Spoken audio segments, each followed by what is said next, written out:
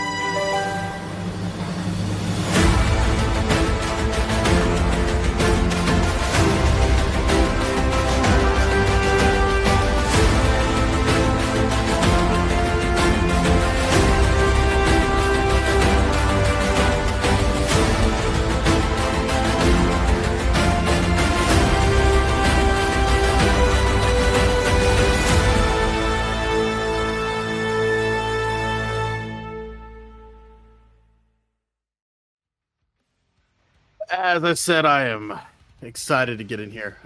Kurt, that is RK, and we are the Top Rope Renegades. Welcome to podcast entertainment at its finest. A lot of things to check off the list here before we get rolling through all of the news and the recaps. It is Royal Rumble week as we sit here and speak. RK, whereabouts are you for the excitement levels for the Royal Rumble? I don't care about the Royal Rumble. All I care about right now is Scott Steiner has called out Jesse Ventura on Twitter for the comments that Jesse Ventura said about the Steiners at Saturday Night Main Event. He said he had this to say: Jesse Ventura seems to forget that I attended a highly educated university. Next time I see him, there's 141 and 2/3 chance that I will slap him like a bitch. His Navy SEAL training can't help him. So, okay, RK doesn't give a single solitary shit about the Royal Rumble now that the beef is real between Scott Steiner and Jesse Ventura. Yeah, Jesse Ventura took a couple shots during the Braun Breaker Sheamus IC title match. I think he referred to Steiner math, which is well known. Which is the 141 and 2/3 chance that you will get slapped like a bitch. The Royal Rumble. Scott Steiner just comes out swinging. He held no punches there. Yeah, it's Royal Rumble week.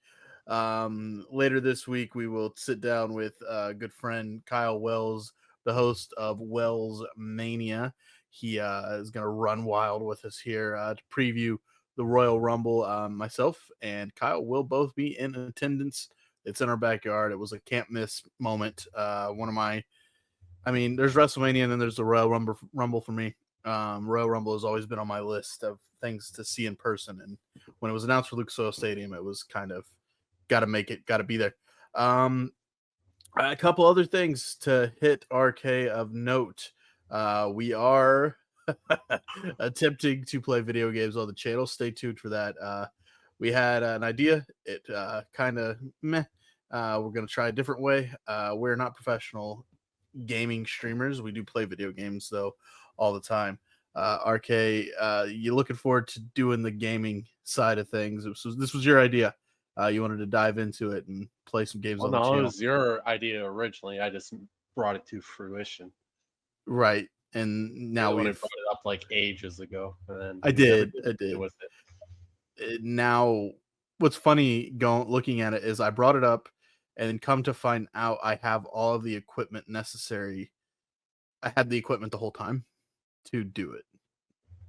So like I don't know what that says about me that it was right under my nose the whole time. That arcade just had to start putting things in motion for me to go, oh wait, I have the ability to do this. So yeah, stay tuned. We're gonna be playing some WWE 2K My GM mode. 2K24. We're gonna get that rolling, ride that until 2K25 this Tuesday. 2K25's announcement, big announcement for them. The rumors are of potentially an open world esque thing, chain wrestling returning to 2K. What are you most looking forward to for WWE 2K25? Any new added elements that you were looking forward to, or things from the past maybe they bring back, or anything you personally would say, you know what would be good in 2K? This. I honestly can't think of anything off the top of my head. I only ever really played WWE 2K20, and I don't remember much about that. Or was it 19? I don't know. Whichever one of those years, I played the shit out of it. Who was on And the I cover? played them 10 years. I can't remember. Okay. I can't remember what I had for breakfast. AJ Styles. I don't know. The big reveals on Tuesday. So Yep. we'll see what comes in. Well, yeah, hopefully it'll have a good enough reveal, and then Kyle will be on Tuesday night, and we can maybe converse with It'll Kyle never about be that. Raw versus SmackDown or Bray No. Wyatt or Oh man, SmackDown versus Raw really brought it. Road to WrestleMania was a game mode that I really enjoyed, where they have certain stories for certain wrestlers, and there was you can use your created character as well for Road to WrestleMania. That'd be awesome to do that again. You hinted last night WWE Showcase. Most likely they will, of course, do another showcase mode. You hinted at a certain showcase that you were looking forward to. if they do it. I mean, I've heard there's rumors that they'll do the whole Bloodline story, so that Gotcha. could be fun. It's a lot. Okay. There's a lot there they could do with it. Yeah. Yeah. I think the Bloodline. What would they start with? Where would they start with the Bloodline story? Because it goes back. Jesus. Oh man, would you start with Yokozuna or even sooner than that? You probably start with the Wild Samoans. Yeah, I guess you could incorporate ECW, Wild Samoan Times with Paul Heyman, Paulie Danger. Yeah, that'd be interesting. At his insider RK, by the way, he's busy. He's locked in. He's getting all the news sorted out for our next segment here. So yes, stay tuned. Video game stuff here on the channel. I know everybody loves video games. 2K's came a long way. I will say that. Other than that, I don't think there's anything else really to hit before we get to the news. Stay tuned, as I said, for the episode with Kyle. We'll preview the Royal Rumble, give some predictions, some picks, maybe some surprise returns, and all that good stuff. RK, I think it's your turn. It's your time. It is your segment, my friend. Let's get into it, shall we? Let's get into the news, the rumors, the innuendo. It is the hit piece here on the Top Rope Renegades this week in wrestling. This dates from January 20th to the 26th. And the headlines this week read Baker Gate. This is Baker Gate. This is what's going on right now. Britt Baker has been all over the news. After talking to multiple people within AEW, the Observer's Brian Alvarez posted that the reports about Britt Baker being difficult to work with and unliked are blown way out of proportion. His sources also said that they don't appear to be there don't appear to be any imminent plans for AEW to use Baker, but there's nothing about her being finished with the company. Also on the subject, it was said by Conan on his podcast that Britt Baker cheated on Adam Cole. That's why they separated. Britt responded on X that she has never cheated on anyone in her life. If you are on X and you are on Twitter and is an account by the name of Ibu the Purist, he recently joined Fightful as one of their reporters, replacing Denise Salcedo. He had in the past tweeted multiple times about Britt Baker cheating on Adam Cole. And he has also said that he is the number one source for AEW wrestlers to text and call. He put out a tweet saying that Britt reached out to me and apologized that if any trolls come my way based on what she tweeted, that she's sorry for that. She tweeted back at him saying, "Not true. This is false." So if you know about Ibu, RK, you're not on the Twitter sphere, which is a good thing. Do not go on Twitter. Ibu is currently under a lot of pressure from the IWC, who are a bunch of animals. Anyway, you have more on the Britt Baker Britgate, RK. No, you just covered all the extra stuff I had on it, so good to go. I thought you were going to include the Ibu story. I have it all, but you just covered it, so we're good. Oh, sorry. I'm just reading the headlines, man. PCO is in the headlines. In the headline. Yeah, I was going off of memory there. PCO is in the headlines. In response to him smashing the TNA digital media belt, he smashed the belt the same night of, it was last Saturday. It would have been TNA Genesis. He praised Scott D'Amore and the TNA team, but the new management is And he says, I haven't had any experience in the wrestling. Oh, the new management hasn't had any experience in the wrestling business. He said, time will tell the full story and it won't be pretty. He also confirmed reports of pay cuts being asked of talents, RK. Yep, that's what he said. That's about it. He's just unhappy with TNA and he's done. They wanted him to at least come back and drop the title, but he didn't. So that's where it is. They gave the title to some chick. I don't remember her name. No, it was his story based. His fiance, they're divorced now, was Steph DeLander. She's currently now officially in a relationship, and I'm spacing his name, and I feel like an idiot. He is the new TNA Digital Champion. She gifted it to him, her new boyfriend. TNA really has been kind of on our radar. We'll get into the first live episode of TNA in 8 years here in just a bit. Tuna Meltzer, Uncle Dave claims that one of WWE's goals with its multi-year deal with TNA is to hurt AEW by creating the perception that TNA is the number 2 wrestling promotion, even though, and quote, it's nowhere close, according to Dave. It's nowhere close to being reality. Is this what he said? Jesus, this dude. Keep fanning the flames, Dave. Your readers are the reason we have such toxic tribalism in wrestling. That point right there, nail, head, hammered down. He is the main source of tribalism. Any more to add here to good old Uncle Dave? No, that's pretty much it. I'm just doing my job, reading the headlines. Okay. Yeah, gotcha. That's pretty much it. That's all Dave said is exactly those words. It's nowhere close. Do you agree with that? Do you really think it's nowhere close? I mean, we don't see the numbers from TNA, so it's hard to tell. I mean, if we don't see them, he's not seeing them because he sees whatever else he sees. He probably knows a way to see them, knowing Dave, or he'll make them up. That's kind of how Dave runs things. Somebody asked a question on Twitter. Before you dive into your news, I want to see what you think of this. It's Dr. Chris Featherstone, a reporter who's actually compared to Meltzer and Sean Ross Sapp and all of them, he seems pretty genuine. He asked the question, in your opinion, what is the biggest issue with pro wrestling? And I replied by saying, don't take this the wrong way, but the way in which reporting is done by the quote unquote journalists. And that can go, you can take that and run with it so many ways. Like my example being, and you'll agree with this, I think, Royal Rumble's coming up on Saturday. If there's a massive surprise coming or a return and we don't know nothing about it, lo and behold, Dave and Sean Ross Sapp are going to put it out there into the universe and just constantly put it out. This is who's coming back. This is who's coming back. Why? I don't understand. It goes back to kayfabe being dead, RK, and I don't like it. I don't want to have spoiled. I don't want to be spoiled. I don't want things spoiled for me when it comes to pro wrestling sometimes. If you want to talk about news, fine. If you want to talk about contracts, cool, we can talk about contracts, but I don't need to hear I want to be surprised sometimes, even though sadly we are the hit piece and we're going to read a lot of those reports, but you get what I'm getting at there?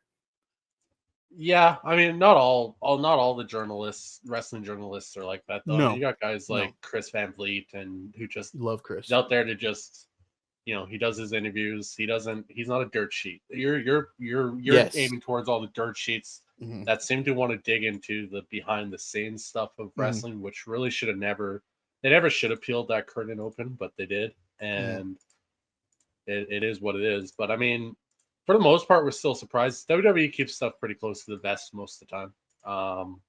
Sometimes they Yeah. can't help it. Penta was going to be, that was everything. And when Ray Phoenix is ready to come up, that'll be known beforehand and all that stuff. But I mean, as for surprises in the Royal Rumble, nobody's really hinted at any major surprises. Yeah, which I'm happy about. I want to be surprised. I want to, if there is some, I want. I mean, they were able to keep Edge under wraps for 2019 or 2018. So have Sean Ross Sapp say he had it. He knew. Whatever, dude.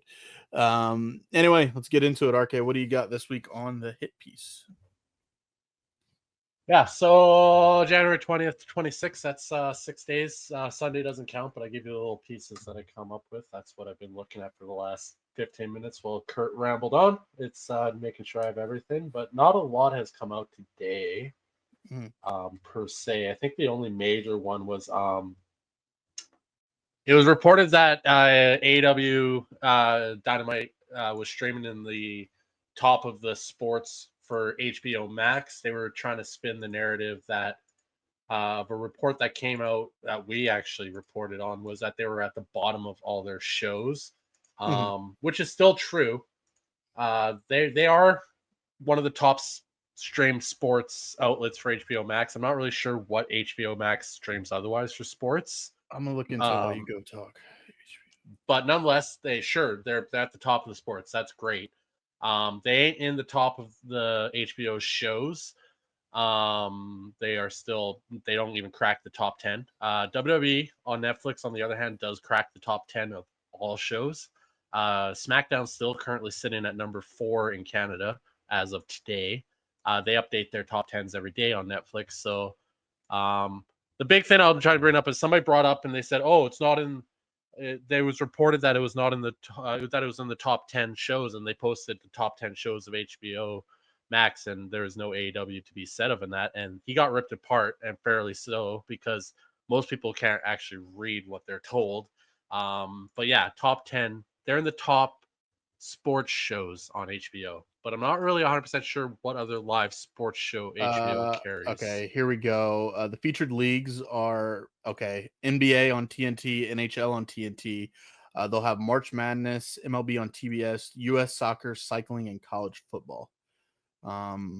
So the TNT deals. This report was in the last week, so college football is not running right now. No. Yeah, so no college football numbers to get. NHL on TNT. Don't even get me started on that. Americans really don't care about hockey. Baseball. Well, there's no baseball right now. Basketball, maybe. I'd like to actually see.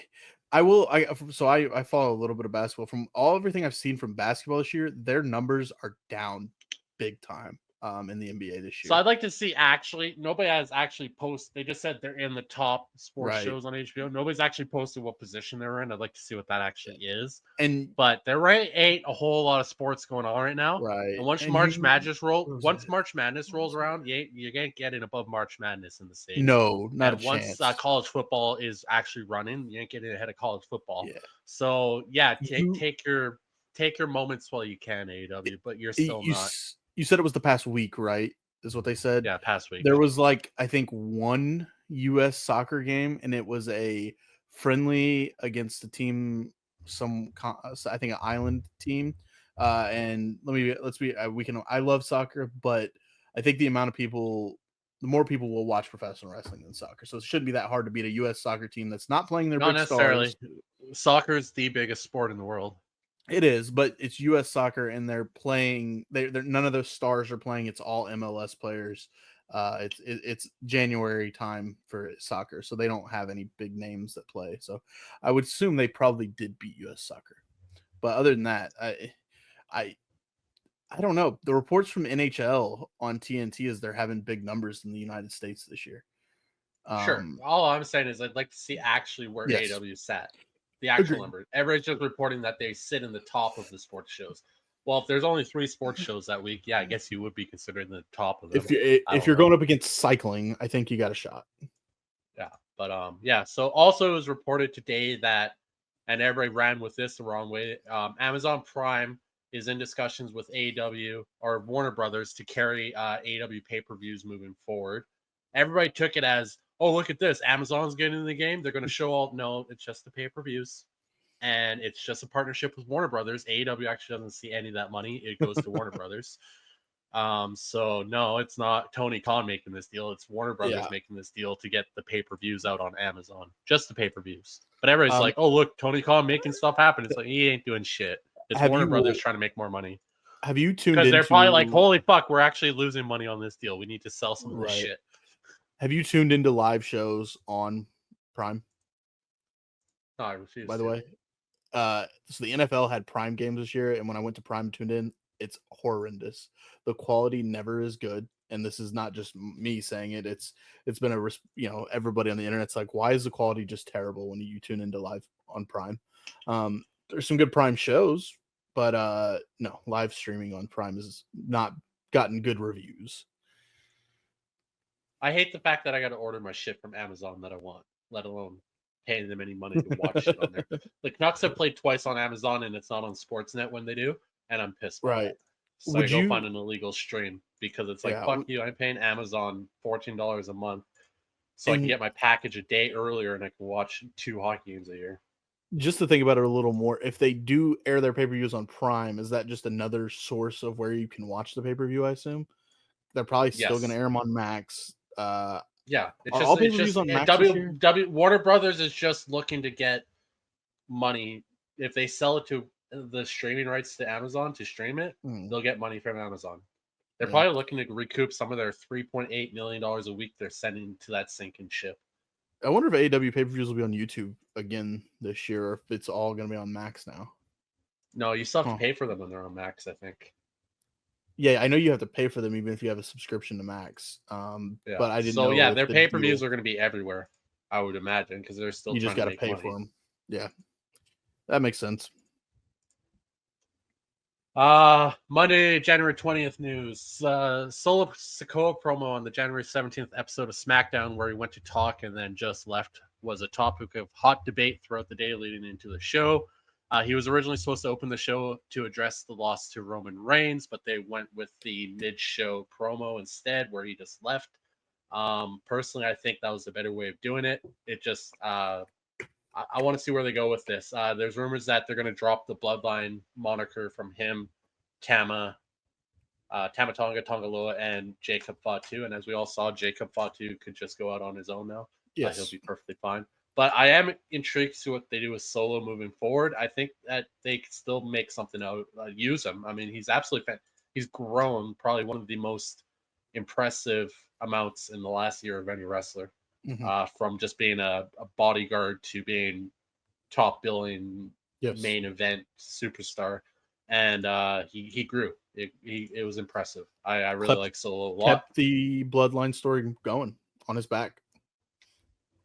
So yeah, I want to see more Solo. Solo is great, and I really like what they did. So whatever I'll say a plan. I'm glad they went with what they did because I really liked it. It made him look like fuck y'all. I'm out of here. Right.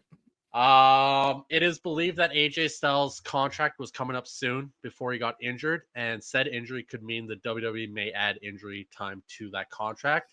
And before we get into a huge fight about it, IWC people, settle down. I'm pretty sure they'll use him during that time. They add on if that's the case. They ain't holding him hostage or anything crazy like that. I mean, that would be crazy, really, honestly. Only egotistical maniacs would do something like that. Yeah, AJ's not going anywhere either, so don't get your hopes up and think he's going to AEW. He's already hinted that he's at the end of his run as a professional wrestler. And if he's going to sign probably a 2-3 year, maybe 2-year deal again with the WWE. And finish out with WWE, and you have the TNA partnership, so he can get his farewell tour probably in TNA as well with that deal, which is fair. He should be in TNA. He should have a goodbye in TNA as well. Should he have a goodbye in New Japan? Maybe. But TNA is where AJ Styles, he was in New Japan for a hot second. TNA is where AJ is the house AJ built. It is literally the house that AJ Styles built.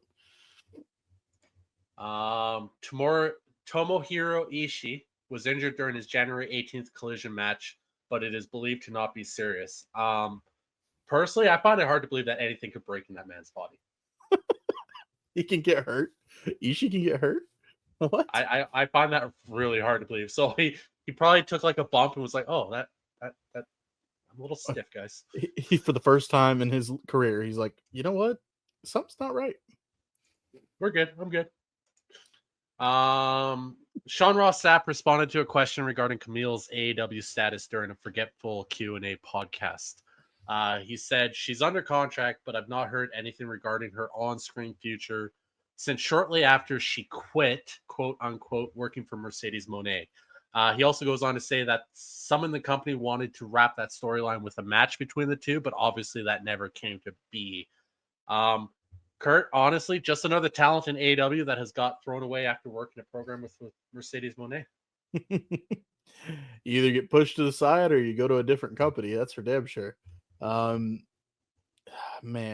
listen. I don't get it. I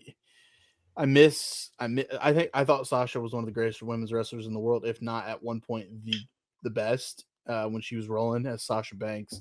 I had a hope that with the freedom, we can be honest here, the freedom that she would get in the independents, New Japan and all that we'd see the shades of Sasha we saw, but it hasn't hit the same. And now we're at a point where she hasn't lost a single match since she's came to AEW, correct? 0 losses. Has put nobody over. And in CMLL, she's lost nothing. Yeah, she's lost no matches. She has not put anyone over. The only person that's quote unquote gotten over was Stephanie Vacour, because she's like, WWE was like, damn, she's good. Let's go. And now she's where she should be in NXT. In the what did Michael Cole? Welcome to the big time. In the big time. No, Mercedes gonna have to drop them titles sooner, right? Right? No, she's up to 4 or 5 now. Sure. 4. She's got 4 right now. She's CMLL strong. She's got 4 right now. She got the Japan one. She's got 2 Japanese ones, right? Yeah, she got 2 Japanese ones. The TBS and the CMLL. Yeah, crazy. Way too many. Way too many. Only man to carry that many belts is Kenny Omega. She's the female belt. Tuesday, January 21st. It is now believed that WWE will not be holding a WrestleMania kickoff party during Super Bowl weekend in New Orleans this year, similar to what they did last year. But it is said that New Orleans officials are still in conversation with WWE about hosting a press event in the near future, which is believed to carry a significant announcement. Personally, I would imagine that announcement being one of the big 4 being held in New Orleans in the near future. Mm-hmm. I won't be. I mean, if WWE's got so much damn money, I'm surprised they don't have a. We could. I don't know. Super Bowl's coming up. They could have an ad during the Super Bowl, maybe. I could see that happening. But yeah. So we have Mania in Vegas. Has it been announced where Mania is next year? No. Nothing's been announced. The only one that we know is WrestleMania has not been announced. WrestleMania 42. If you look at, I don't know. I know that there were random reports came out and nothing was confirmed. That WrestleMania in 2027 was going to be in Indianapolis. I don't think it's been confirmed yet. A lot of European IWC people were very pissed off. They want a WrestleMania in the UK, and I don't disagree with them. I think they should. But yeah, I don't think anything's been announced for 42 yet. I know there was the reports of Minneapolis, right? That they were supposed to get a Mania. They were supposed to be Mania 41, right? And then that got pulled out from under them, and it became Vegas.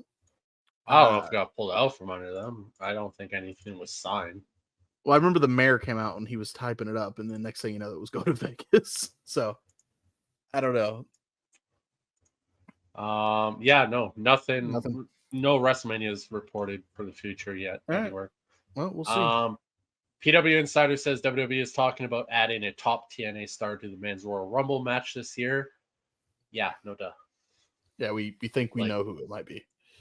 PW Insider with the hard-hitting news. Joe Hendry, most likely. Lince Dorado was hired back by the WWE to be a coach based out of the Performance Center. He has done some house shows for them since he's been hired back, but he's back as a coach. Lince Dorado.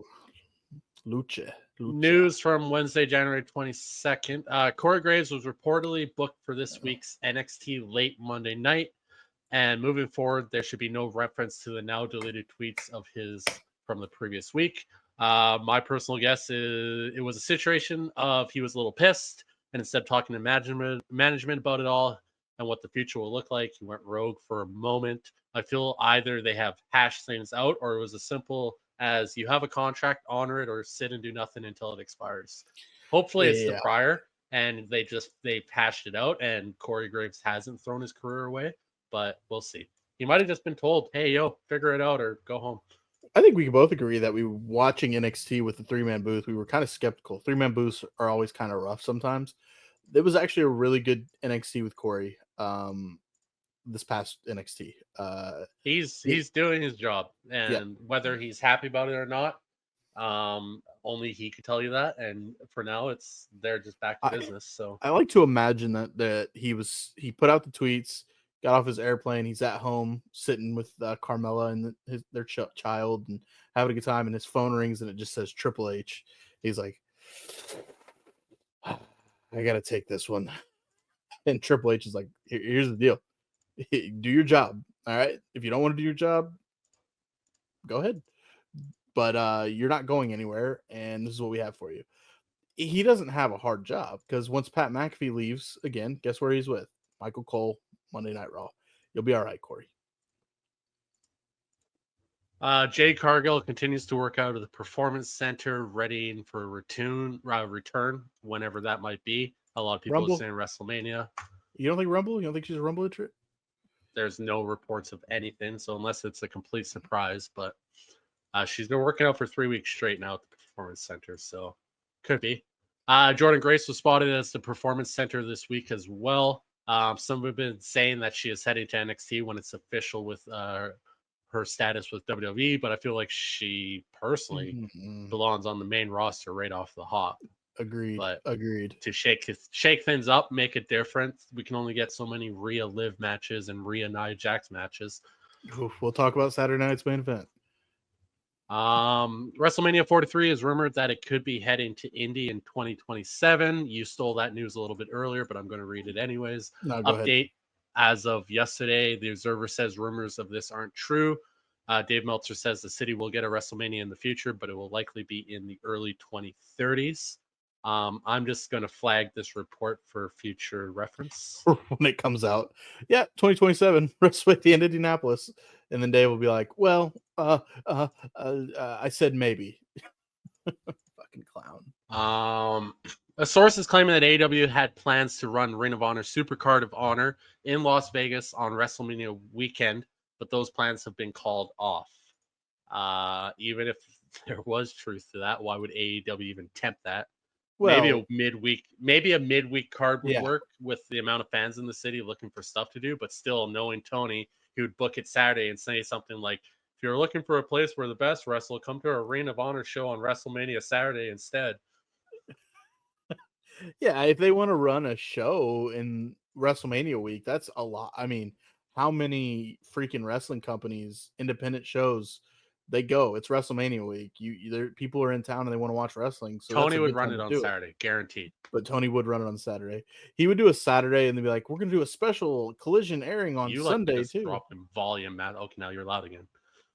Okay, I don't know. You're like you're loud and then you're really quiet and then you're loud again. I don't know. How far? I've kind of not really moved that much, but all right. Yeah. You went to like a whisper for like half what you said there. Oh, my bad. Yeah, Tony, don't. Didn't they run Collision on Sunday or on Saturday last year against Mania? Yes, they did. Stop. It's okay to not. It's okay. They might have moved it to Thursday. I don't know. I can't remember. It is okay to not try and go head to head with WrestleMania. You're not gonna get made fun of for it, dog. You're gonna get made fun of it when you run head to head with them and think you have something. And then the sickos. There have been a couple of people in AEW who have pitched the idea of using Tony Chimmel on screen, but it's unclear if that will happen. For you wondering who Tony Chimmel is, he was the original ring announcer for SmackDown from 1999 to 2007. He joined AEW in April 2023, assisting with production during the Orlando tapings. He also went back to the WWE after he did some like TNA stuff and other stuff. And then he worked at Trader Joe for like a year, and then he goes signed by like AEW. That guy's. But anyways, they're thinking of using him as on-screen. Well, yeah, he was the ring announcer for like the original ring announcer for SmackDown. But nonetheless, they want to use him. Maybe. Gotta pull up a picture of Tony Chimmel. See if I can remember what his face looks like. I don't know what they would use him for, but he's had feuds in the past. He feuded with Kurt Hennig in Kurt Hennig's end of his career. Yes. Okay. But anyways, nonetheless. Face to the thing. From January 23rd, Thursday, Alexa Bliss was set to return on the January 13th Raw with tentative plans to be working with the Wyatt Six. The return has now been put on hold indefinitely with what is believed to be contract issues. And then more news from the day after. It is reported that WWE wanted Alexa Bliss to return to Raw under her old contract, but her camp wanted to negotiate a new deal with enhanced perks. Currently still at an impasse with the return of Alexa. Okay. I mean, fair if she wants to make more money. Good Lord, how long has it been since we've seen her in the WWE? I know, baby and all that. I guess times have changed. She's not dumb for thinking, hey, maybe I should get a little bit more money than my old contract. I'm not even sure if it's the money thing. I think it's just who wants extra perks out of it. Probably related to her having a very young daughter.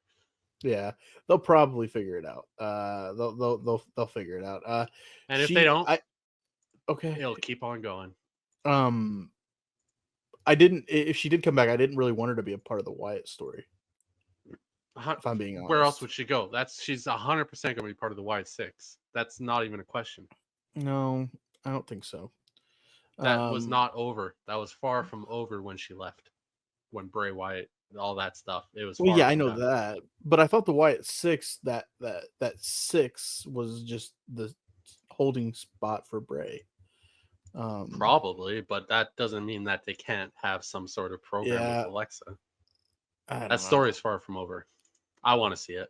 Yeah. SmackDown, they'll flourish. Ric Flair was at the Performance Center recently to film an appearance for an upcoming WWE LFG series.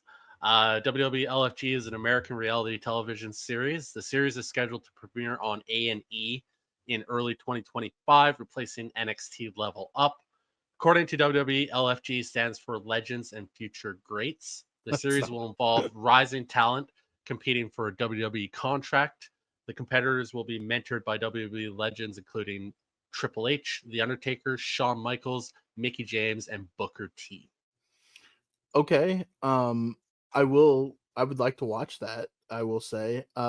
LFG to me does not stand for that though, but fair enough. Ric Flair, okay. So you hinted at Level Up will be no more.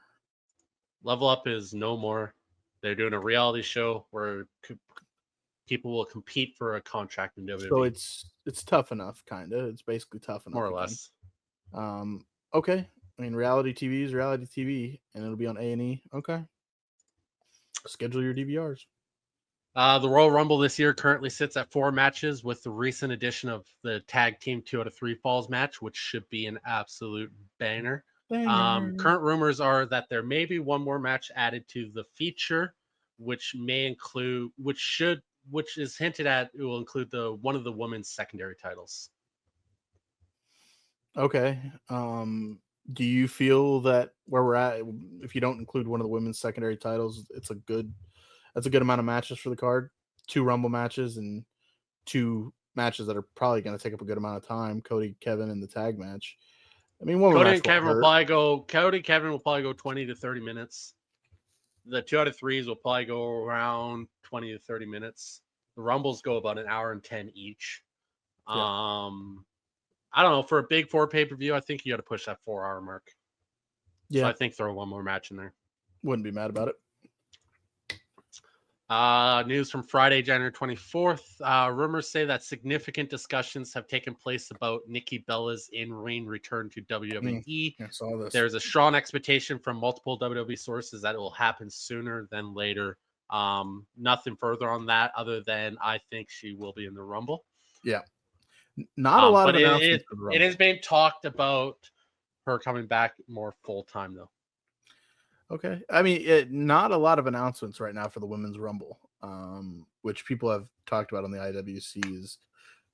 I think it's a good thing, in my opinion. You never know who's going to come out the curtain. In the Men's Rumble, we have a stack. We've went over the names, but there's still room for surprises. Nia Jax will come out around 23, 24. There'll be already 10 women in the ring. Yep. They'll all fight to get her out. They'll get her out like they do every year. Yep. Maybe Jordan Grace power slams her over the top rope. That'd be cool. I'd be all right with that. Yeah, there's room for surprises. I agree. Nikki will be there, I think, in the Rumble. Probably some other legends. Maybe Tori Wilson, Stacy Keibler. I'm only saying Stacy Keibler because I don't know if you saw the Maxine Dupree interview where they asked about who would you want to see in the Rumble, and she said one, Stacy Keibler. I think she said Tori Wilson as well. Yeah, there'll be some legends mixed in there. Always is. But real quick. Can I ask you this? Do you think WWE, the women's division, is at a point where they don't need to bring back former women's like legends and whatnot? I don't think it. Not the main roster. No. If No. they brought up all of NXT's women's to be in the Rumble, then no Be problem. different. Okay, I got you. The women's division in their main roster is nowhere near the level of NXT. Yeah, NXT. NXT is on a different level. And I assume we'll get a couple NXTs showing up at the Rumble, most likely. I would imagine so. Hey, somebody, I can't remember who. I should have saved it, but somebody put JC Jane as one of the top 5 young talent in all of wrestling. How old is JC Jane? I don't know. She's been around for a while, but they're saying that she's good at what she does. She's fantastic. She's 28. Yeah, she's good. She's great. It was travel hell for just about everyone getting to this week's AEW due to numerous flight delays. Will Ospreay was in his street clothes for the opening segment on Dynamite because Delta Airlines lost his bags while he was changing flights in Atlanta. Saw that tweet. Samoa Joe couldn't get in, so they had to move his match with Wayne to yesterday's Collision show. Was this because of the weather or just flight delays, flight cancellations? I don't know. I guess so. You guys got some snowstorm in your area that I don't know about? Oh, last week? No, we just had really WWE was down in the desert for the last 2 weeks straight, so they planned accordingly. It is reported that CM Punk's shot at Hulk Hogan on this week's Raw wasn't scripted, but there is no heat on him for saying what he said. In fact, people backstage were laughing about it. Oh, it was hilarious. Yeah, that was fucking awesome. Good. It's kind of ironic though, calling Hulk Hogan dusty old ass when he's like 50 himself. Oh, Punk ain't dusty and old. He's still got a lot of fight in him. How old is Punk? He's 46. He's 46. Apparently, there was a video circling the internet of Tony Khan burying Britt Baker in a meeting with Warner Brothers executives. It is said that the video is 100% AI generated and absolutely not real. But that being said, Tony does seem like the guy that would bury someone to make himself look good. So I can't see why the video would collect a little bit. Did you hear it? Did you listen? Did you get a chance to hear it and listen to it? No. I was scrolling through Twitter and I listened to it, and I'm like, come on, people. It's clearly AI. Come on. TNA management was really happy with the outcome of the live airing of TNA Impact this week and plan on possibly doing more of them. Nothing set in stone, but they're looking for roughly once a month moving forward. Yeah, it was really good. We tuned in. We'll talk about it later. I think they're going to be doing a live taping at Full Sail University, the former stomping grounds of NXT, before they moved to the Performance Center. So Full Sail set up and ready to go for him, and now they have a little bit of backing with WWE and the quality. I mean, you can attest. I thought TNA. I thought it was a good show. It was a really good, pretty good live show. They did their thing. It's better than Saturday night's main event. Yeah, actually, it was. It was. Can agree. News from Saturday, January 25th. It appears that Goldberg will now be appearing on the January 27th episode of Raw, as was reported earlier this year. There's nothing set in stone for anything to do with him right now. It seems to go back and forth a lot, so I'm sure WWE doesn't have no clue what they want to do. But we're getting Goldberg at some point this year. Was that just a report because they're in Georgia, they're in Atlanta, I assume, where he's from? Know. Why'd you get quiet again? I'm not sure. Your mic keeps going back and forth too. I won't lie to you. Okay, what's going on then? We got to figure it out, because literally you go down to like a whisper. Like, I can barely hear you. How am I right here? Good. But when you lean back, maybe it's because I'm flicking this thing. I don't know. Let's get through the news. We're almost done. I'm doing all right now. But if my mic's doing it too, I need to know. You got to tell me. It's just random. It hasn't been to the point where I need to stop you and we need to stop recording. Okay. You come back pretty quick. I'll just let you know. Don't get defensive about it. But you literally you went to a whisper. Yeah. Like, I don't know what the hell's going on. It's plugged in. Maybe it's not plugged in all the way. I don't know. We'll check it. We'll pause after the news. We'll get into it. This is how we do it. We don't cut. All right. We keep this in so you can see RK actually is the one that yells at me. I didn't yell. I just told you not to get defensive because you whisper. It is rumored that one of the matches at WrestleMania this year will be Rhea Ripley and Bianca Belair program of some sort. How do we get there? Interesting. No idea. I would imagine Jade versus Bianca would be better, but that's what I was thinking. But they do need something for Rhea, and it can't be Liv or Nia. So, actually, now that you say that, I can't think of who comes to mind for a quote unquote WrestleMania opponent for Rhea Ripley that's on Raw that isn't already handled. Unless they can get Charlotte or Becky back into a program. Bailey's on Raw now. That's something. We have to get that figured out. Becky, yeah. You may get to it in a second, so I'm not going to spoil, but I thought the rumors of Charlotte and Tiffany were a thing. I'm not sure. That was something I reported last week. That was last week. Okay. Yeah. I mean, I don't know. Does Alexa Bliss ring a bell? Maybe. Well, no, she's got no contract. That's right. She has no contract. All creative plans for Alexa Bliss have been put on hold indefinitely as of this moment. They're not even close to having her contract signed. I miss seeing her on TV though. TNA reportedly tried to sell the company to Tony Khan in 2018, and some people believe that WWE will eventually buy TNA. The Observer says it would be difficult for TKO WWE to purchase another wrestling company until about 2028. I'm sorry, I didn't know that Tuna Meltzer knew the exact value of TNA and the exact amount of money TKO and WWE have. He must work as an accountant or something on the side, for them. He must. He's got to have something. I'm sorry. He knows exactly how much TKO and WWE have money-wise that they cannot buy a company until 2028. Yeah, very specific number too. Not like a few years, but 2028 specifically. He knows those exact. It's shocking to think that he has this much time to figure out these numbers with the amount of effort he spends coming up on with the most ridiculous theories known to mankind. Well, he's got an easy job. You know how many people pay for that newsletter?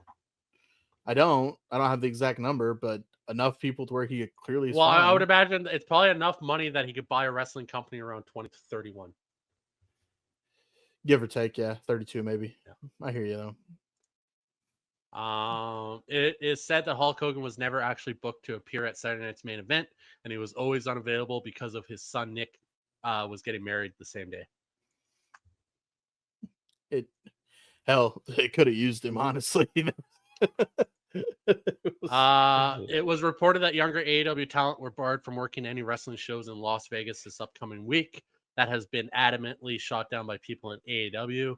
I still feel like the report was true, and AEW is just in damage control now. What did they mean by younger talent? Like your Nick Waynes, your Will Ospreys, your younger talent, your future superstars. Because what is Sky Vegas? Blue. What does Vegas have to do with anything? Because it's a Well, WrestleMania is there WrestleMania is there for the whole week. They don't want them to be near WWE executives that could steal them away from AEW. Oh, I'm sorry. I thought that was I misheard you there. That's on me. Well, that's lame. You think they're gonna get in contract negotiations? Well, it was rumored. They have denied it, but I still think it's true, and they're just in damage control. Yeah. Yep. We'll see when that show rolls around who actually is there. That'd be hilarious if the younger talent's not there. Rumors are that the lack of a Wyatt Six program recently have been held back due to one of the members being sidelined. Oh, okay. Deonna Purrazzo has been very vocal to management about wanting to be utilized more and better by AEW. That was especially the case when Full Gear was in her native New Jersey last year, where she lost to Anna Jay on the pre-show. I'm sorry, Deonna, but again, AEW only has eyes for Mercedes Moné and what she wants. The rest of the women's division will continue to suffer as long as Mercedes has creative control. Man. We were watching AEW Weekly, and Deonna was there, and she was prominent. And then, who did she lose to? I don't think it was Mercedes. Well, she did have a match with Mercedes, I think, but she lost to Tony. She's been non-existent. Along with all the other members of their women's roster. Man, tough. Thunder Rosa has been vocal lately about how talent's being utilized. Willow Nightingale, I don't know what she's been doing. She's been on pre-shows of Japan shows. Yeah, I feel that's one that I really feel bad about. I miss seeing Willow on TV. Which we don't watch TV. Unless your name is Mercedes, you're not doing anything. Mercedes, Tony, Mariah May. Yeah, Mariah May's story is fucking nothing either, though. They had to bring Tony back to Timeless Tony Storm to fucking quickly. Yeah, it's weird, isn't it? And Mercedes holds the TBS title, not your main AEW World Women's title. It's beyond me. Doesn't matter. We don't watch it. They suck, and they continue to suck. They told a 3-month story in 5 minutes on Dynamite. So yeah, you want to talk about how bad they suck real quick, RK? Let's get into WrestleNomics. Let's get into the ratings real fast. I got one more piece of news. All right, go ahead. Wrap it up. Let me finish my news. It is reported that Tully Blanchard taped material with his daughter Tessa at a recent TNA Impact taping that was this past Thursday. Yeah. He was there when she cut her promo, and he was in the back. You know what? She came out. She cut a fantastic promo, I gotta say. It was. And yeah, she did. She said what she said, and she's gonna move forward. And if you don't like her, you don't like her. And if you like her, you like her. Yeah, the locker room, from what I've read, is behind her. Everything seems okay in the back. So she's fantastic in the ring, man. She's really, really good. She's talented. Yeah, she's gonna be on TNA. I mean, she has something going for her. She's gonna be on TNA. There you go. Either you watch it or you don't.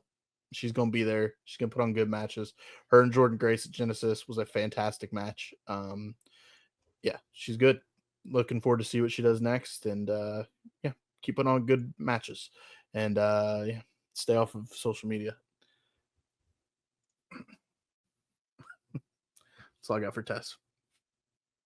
The ratings real quick. We only really get NXT and Dynamite. That's really all that is available anymore.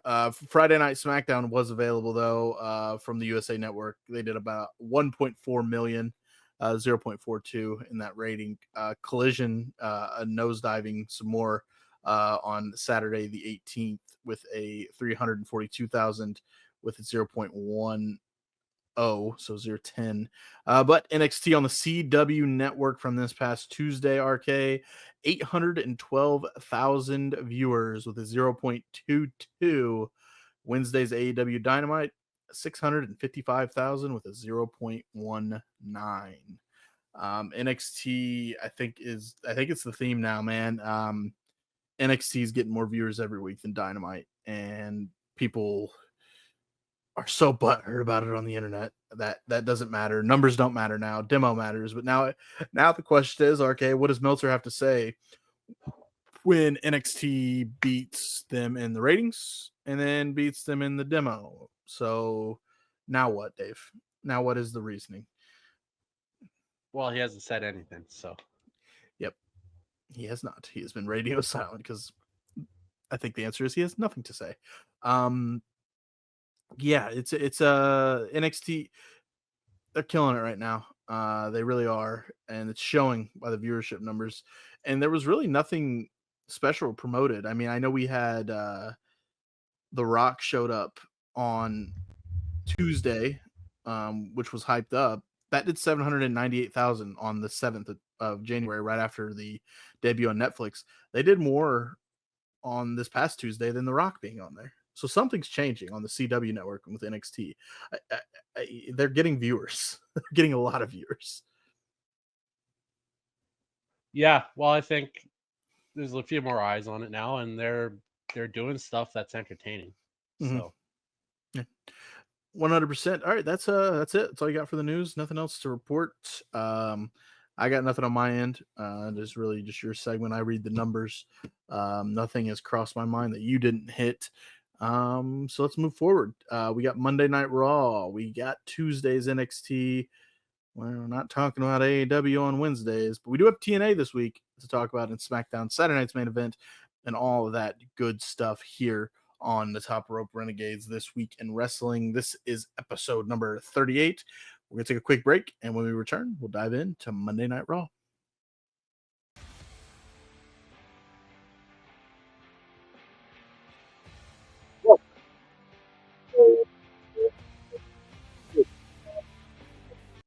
We're back. What RK, you look confused again. What'd I do? well, no, you're just sounding like you're underwater because you're talking behind the music. Oh, yeah, the music. Some things with StreamYard, it's like, I wish there was certain ways, but just not have music. We could just not have the music, but I'm trying to make it incorporated in all the fun stuff. I don't know what I'm even saying. I don't know. Radio background, intro music, it does something to me. Let's get into Monday Night Raw, though. January 20th, 2025. We get video of Rhea Ripley being attacked by Nia Jax before the show even goes on air. It was taking place earlier, of course, in the parking lot. Not the NXT parking lot, but the Raw parking lot. Apparently, it's just as dangerous. We get things with rolling with Michael Cole. Wade Barrett is in place of Pat McAfee. Pat McAfee was unavailable. He was at the college football national championship game. So good old Cole and Wade Barrett for this Monday Night Raw. Jey Uso kicks things off as he comes through the crowd. Makes a kid's world. Michael Cole yeets like a madman. That's how I got in my notes starting off here. Jay starts his speech, and before he could really get any words out, he gets cut off by Gunther. Gunther calls him a funny little man. Gunther says he was ready to face Jay, but then today he saw Jay coming out to the ring like a dork. Jay goes to talk by saying something else, and Gunther cuts him off again. Basically, Jay says, if you keep talking like that, and Gunther says, what are you going to do? Your words and your actions don't match, but mine do. He will expose Jay, and that he's just a flash in the pan and shouldn't be this close to a world heavyweight title. Jay says Gunther's right, and he is a mascot, but the fans are his team. Says he respects Gunther, but only one of us has main evented a WrestleMania. Gunther. Hot start, Jey Uso. Gunther wore words to kick Monday Night Raw off. RK, what'd you think?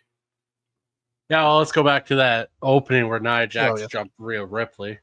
Nia Jax is on Raw. She's going right after Rhea Ripley. Good for her. Good for her. Rhea Ripley needs a real challenge in Raw. She did not get it with Liv. We got all bored with that. Now she faces the irresistible force that is Nia Jax, and it's fantastic. Yes. Some people may not want this, but I do. I want to see Nia and Rhea go at it. Yeah, in that moment, it sounded like a good idea. Sorry if I look distracted. It looks like the Buffalo Bills may have just dropped the ball again, and the Kansas City Chiefs are going to be going to the Super Bowl again. Jesus Christ, ladies and gentlemen. Jesus Christ. Yeah, we did watching the attack on Nia and Rhea. I agree. We wanted Nia and Rhea there, but we'll talk about what happened at Saturday night's main event. I think your feelings are still not the same after seeing the match. Yeah, they could have done better with it. I mean, we're not talking about Saturday Night main event yet. We're just talking Yeah. about Raw. All But right, that's as fair. of this moment, I was excited for it. Yeah. When we get to Saturday Night main event, they did not deliver. So yeah, that match, that Saturday night's main event, wasn't very good. It was rushed. Didn't feel right. Yeah. Yeah, we'll get to that in just a quick second. But yeah, Jey Uso, Gunther, War of Words, RK. How are you feeling as they kicked off Raw? Yeah, I mean, that was good.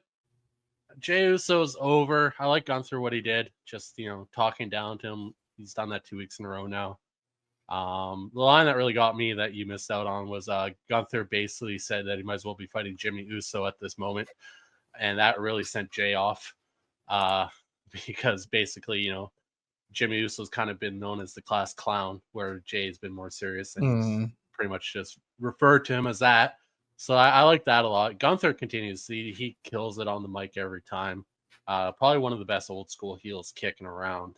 I was expecting more of a little bit of roughhousing at the end of that. I mean, Jay got away with the super kick, and that was about it. But it's a good story they're telling, and it's leading into a big match at Saturday night's main event. New Day are backstage with someone who understands them. It's JBL. JBL will be the commentator for Kofi's match against against Ray. Kofi, things will go in the New Day's favor, though, with this conversation, thinking JBL understands them as on their team. JBL hypes up Big E, and he gives New Day some very backhanded compliments in only ways that JBL can. It was cool seeing JBL in WWE is a bit different than what we've been seeing on the TNA and everywhere else landscape of John Bradshaw Layfield, but JBL nonetheless. JBL, what do you think? Yeah, I liked it how they thought that they would get, a fellow heel on their side, and even the heels don't like what the New Day are doing. And just the way that he worded it was really good. He brings up, cutting the dead weight. Kofi brings up cutting the dead weight of Ron Simmons from the APA, and JBL would get it. And then JBL's like, yeah, well, you had Big E with all that muscle and charisma, and everyone loves him, and that leaves people now to just cheer on Kingston. Totally leaving Xavier out of the mix of it all. It was good. JBL delivered on that moment. Yeah, even the heels aren't with the New Day on this. No, Dominic Mysterio of all people is not on the same side as the New Day. Bayley is backstage with Kathy Kelly and announces that she is officially back on Monday Night Raw and is entering the Royal Rumble. Nia Jax interrupts her, and guess what? She's declaring for the Royal Rumble as well, which we'll get to SmackDown, where it's alluded to with Nia being in the Rumble and then going for the title and her plans for that. Rey Mysterio versus Kofi. Well, I mean, Nia said some other stuff too, but we didn't catch it because the mic wasn't working for the first 10 seconds of whatever she was saying. Oh yeah, that was weird. I forgot. Yeah, that did happen. Rey Mysterio versus Kofi Kingston. JBL was on commentary during this match, and by the God, JBL is a fantastic commentator throughout the match. He's so good at being the quote unquote heel commentator. We get a new gear look for Kofi here, and they cut off the music for his entrance. Woods intros Kofi as the crowd chants "New Day sucks." As for the match, I put it was decent. JBL on commentary helped this match a lot because it was a fun listen. Rey Mysterio picks up the win with a roll up and then a beat down on Rey. The LWO come to help Rey at the end. Rey Mysterio, Kofi Kingston. What you think? Yeah, Kingston losing here, it actually works well for the story. I mean, the whole thing here is that New Day is completely in denial about what happened with Big E, and no one is on their side. Well, Wade Barrett's on their side, but no one else is on their side. And having the JBL and Wade Barrett duo at the table, they were fantastic together. Yeah, and then Walking Wild, he takes the brunt of the New Day's frustrations at the end there. Doesn't he always? Joaquin Wild is he can sell. He can sell. Kathy Kelly's backstage with American Maids, and Chad Gable admits he needs some help with his lucha problem. And he's going to get some help from Dominic Mysterio and that all of American Made end up getting their orders. Ivy Nile is set to go after the women's Intercontinental title, and the Creed brothers are set to go after the tag titles. We have a little bit more later from Gable, and we'll talk about the Lucha problem once he gets in the clubhouse with the Judgment Day. Karrion Kross, though, we get an interview. This is all I wrote. Karrion Kross interview with Jackie. Just go find it. Go find this. Every interview with Karrion Kross, go listen to it. It's incredible. I'm sure you're going to have more about this Karrion Kross interview in yours. But yeah, what'd you think? Karrion Kross just. I don't have more in mind no, at all, actually. I just put it was a good interview. Karrion Kross is charismatic. He usually, I mean, he brings a certain je ne sais quoi to the screen every time he talks. He does have that charisma about him, whether he's cutting a heel promo, which is about 98% of the time. Yes. But also on his Instagram and stuff, everything he posts is a lot of fun. The guy doesn't really miss with a lot of his stuff. I do want to bring up the fact that they did do a little video package of Wade Barrett winning the first season of NXT 15 years ago in the exact same arena that they're in that night. That was kind of a cool little touch there. Wade Barrett, yeah, the Nexus became a thing with Wade Barrett. And listen, you may not have, you weren't watching then, I don't think, with the Nexus, were you? Yeah, I caught it. CM Punk joined the Nexus for a while, and he became the leader. Yeah. John Cena defeated the Nexus, which made no sense to me. Just saying. I don't remember much about the John Cena involvement. Yeah, he was like a recruitee or some shit into it, or I don't know. It was a weird long storyline. We don't have time to talk about it right now. Sami Zayn makes his way to the ring to announce, guess what? He's in the Royal Rumble. That Seth's words last week set with him. Says he doesn't need a world championship, but he wants it. Kevin Owens, of all people, shows up, and he hypes up Sami Zayn, hypes up his best friend, his brother, and that Sami will win the Rumble because Kevin Owens has his back. And when Sami wins, he will do what they've always wanted to do. Main event, a WrestleMania versus each other. KO says he has Sami's back and says Sami will have his back, right? Just like you had Roman's, right? What do you think of Kevin Owens' Sami Zayn segment here? You can't miss with these two. When they're getting together, shit's happening. Yes. Always has in the history of their partnership. They put on some very classic matches. The now retired El Generico, which many say is Sami Zayn. Rumor. It's not been confirmed. But there's a history there with Kevin Owens. I think we get another. I think we still get something out of this between the two of them. I think they're teasing. Kevin Owens can't always deal with Cody Rhodes. I think a Rumble this weekend will be the end of that. Whatever happens, and Kevin Owens will move on to the next thing. And I think they're just setting something up with Sami Zayn moving forward. We get Kathy Kelly with Sheamus backstage. Sheamus says he was going to get the one title that has eluded him his whole career, that being the IC title that Braun Breaker holds. Braun Breaker does interrupt this, saying he's going to break him and that maybe Sheamus should just retire. Also, in the same breath, back-to-back here, Jackie was with Ludwig Kaiser, who Ludwig kind of runs down some guys, and he throws some shade at Penta, of all people. I wrote that just because I would like to see Ludwig versus Penta. I would like to see Penta versus a lot of people. But yeah, Sheamus, Ludwig, Braun, what you think? Just building here?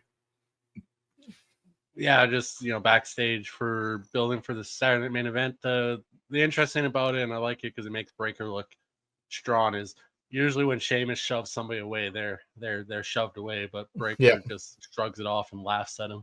Yeah. It was good. Nia Jax versus Bayley. Roxanne Perez is ringside, who mid-match gets the shit smacked out of her by Bayley and gets escorted, or more like drug out, by security. Nia beats Bayley with the Annihilator. There's some post-match stuff, but the match itself, what'd you think? In the whole Roxanne element, I guess. The only thing that stood out is that lady in the front row ate shit. Which yes, yes, she did. When they're trying to drag Roxanne out, we had to pause and go back on that. Stay off your phones, people. Pay attention to the action around you. You never know what's going to happen. Still, that's a good video because it just shows. It's going to show you just getting your ass knocked over. So. Rhea Ripley comes down to get her lick back against Nia. They brawl. The security and producers try to stop the beatdown, but Rhea gets the upper hand. Calls out Nia Jax for Saturday night's main event. think we can move forward here. We already alluded to that. Judgment Day Clubhouse, though. Dominic Mysterio gives Chad a piece of paper with a name on it to help him with his lucha problem. I'm going to pause there, RK, and ask some questions. Who's this name? Who do you think? Any opinions? Guesses? Yeah, it's Dominic Mysterio. Dom gave Chad his number. I saw some people saying Aleister Black for some reason. He's not a lucha. That is the most dumbest thing I've- I've read on the internet in the last week. Yes. He's not a fucking luchador. Agreed, because him and Zelina run a wrestling academy that is lucha centric, I guess. But Aleister Black's not a lucha. He's not the greatest luchador to ever exist. No. Who is? I don't know much about luchadors. I can't give you an answer on Is that. it- Rey Mysterio? People would probably say Rey. I think Rey would be the fair answer. I don't follow lucha wrestling very much. I mean, you got Penta's one. Yeah. Rey Phoenix. Dragon Lee. Sin Cara. Roosh. No, Sin Cara was horrible. Every iteration of Sin Cara was horrible. I'm still I didn't in even watch wrestling when Sin Cara was Sin Cara 1 or 2 or 7. Still in the clubhouse here. JD, he got a tag title rematch for tonight. No, next week, sorry. But Finn is out and can't compete. Dominic Mysterio will take his place. Liv hopes Dom's plan is better than the plan he had for her world title match. Just to reiterate again, she's not mad. And Dom says he's going to make it up to her. She says, yes, she will.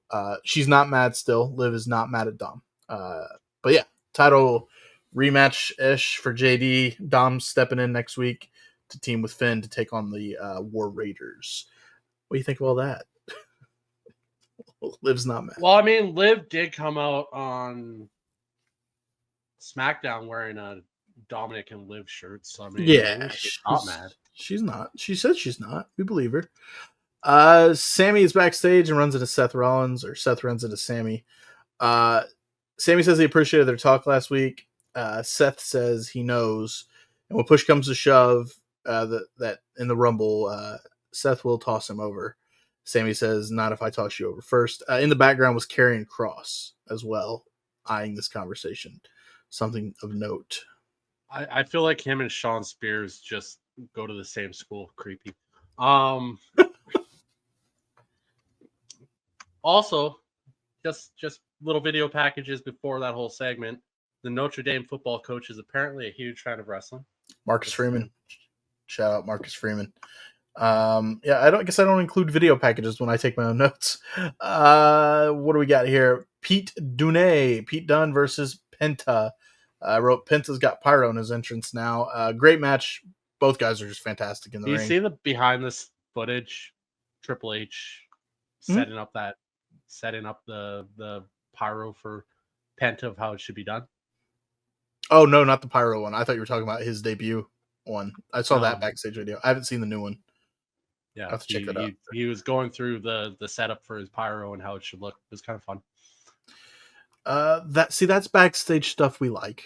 We like seeing that kind of stuff. Peel back the curtain a little bit, not all the way. Pete Dunne, Penta. As I said, Penta's got some Pyro. I put great match here. Both guys are just fantastic in the ring. Penta wins it with a Penta driver. What'd you think of this match? Yeah, it was a good match. Pete Dunne is definitely. I like how they're not making Penta out to be absolutely dominant. Pete gave him a run for his money. Pete's fantastic. I think Pete's highly underrated in WWE. Doesn't get as much love as he should. I could see a lot more from Pete. I'd be happy with seeing a lot more from Pete. Penta's definitely on his way. He's going to be continued to be pushed hugely. He's a star. He's a superstar. WWE's going to make him a worldwide superstar. Not that he wasn't already beforehand. Right. He's just on a massive platform now. Logan Paul, we get a Logan Paul package. It's just Logan hyping himself up. He's going to be the best. He will be on Monday Night Raw next week, week of the Royal Rumble. You know, to all the people out there, it really must suck to hate him because this dude's fantastic. He is very good at this. Absolutely fantastic. I don't care if he's not there every week. when he does show up, he moves the needle. I mean, I don't care what you think. He puts on banner matches. He cuts wicked heel promos. The guy gets it. He gets it. CM Punk is shown with Jackie Redmond. Punk talks about the Rumble and says he is the history maker. Takes some shots. He says, I can't see John Cena throwing me over. Roman needed my help to beat his family. I'll take care of him. Then the line you talked about in the news, which no heat came from Punk. He said, you put Hulk Hogan in the Rumble and I'll throw his dusty ass over the top and kill Hulkamania. Says he will win the Rumble. Just a passionate Punk promo here. Yeah, this whole thing felt like Punk was told, hey, you've got 2.5 minutes to talk about something. Was that live on? No, it was between. Was that commercial so international audiences saw this? So it wasn't interesting. Yeah. Wow. You didn't put CM Punk on Netflix. Weird. He was on Netflix, though. Well, it's only you in the States that don't. The United States. The United States in that case. Everybody else gets it. Yeah, the Hogan line was gold. The bigger thing though was Jackie's was reaction to that line. Mm-hmm. She was hyped for it. She was like, "Oh, okay." I feel like that's, according to your reports from the news, that's probably how a lot of people reacted in this backstage. They're like, you know what? Yeah, he nailed it. Kathy Kelly is with the War Raiders. War Raiders just saying they're going to restore glory to the tag titles. I hope so, man. The Raw tag division needs to get picked back up and matched with the SmackDown tag division has been doing past few weeks. Only there was a certain luchador tag team that could spice things up. Yeah, we're still waiting. PFC versus Damage Control. This is, I put a good match from what I caught. RK, take it away. What was I doing during this? Oh, not caring about wrestling for I think 2.5 minutes. I think I stepped away for a second. Match was. Damage Control picks up the win. Yeah, they might have something here with the attack on Kyrie by PFC, but they really are just kind of stalling for something. But it feels like these two have been feuding for a good while with no real outcome so far. Oh, I remember now what I was doing during this match. I was busy buying my Royal Rumble tickets. That's what I was doing. Got it. Main event time. Seth Rollins versus Drew McIntyre, WrestleMania rematch. Great match. Seth picks up a win with a surprise roll-up. Post-match, Drew beats down Seth because he's pissed. Sets Seth up for a Claymore as Seth's head is like pushed against the ring post. Sami Zayn saves the day the first time. Then he goes to stop Drew again, and he smokes Seth with a haluva kick.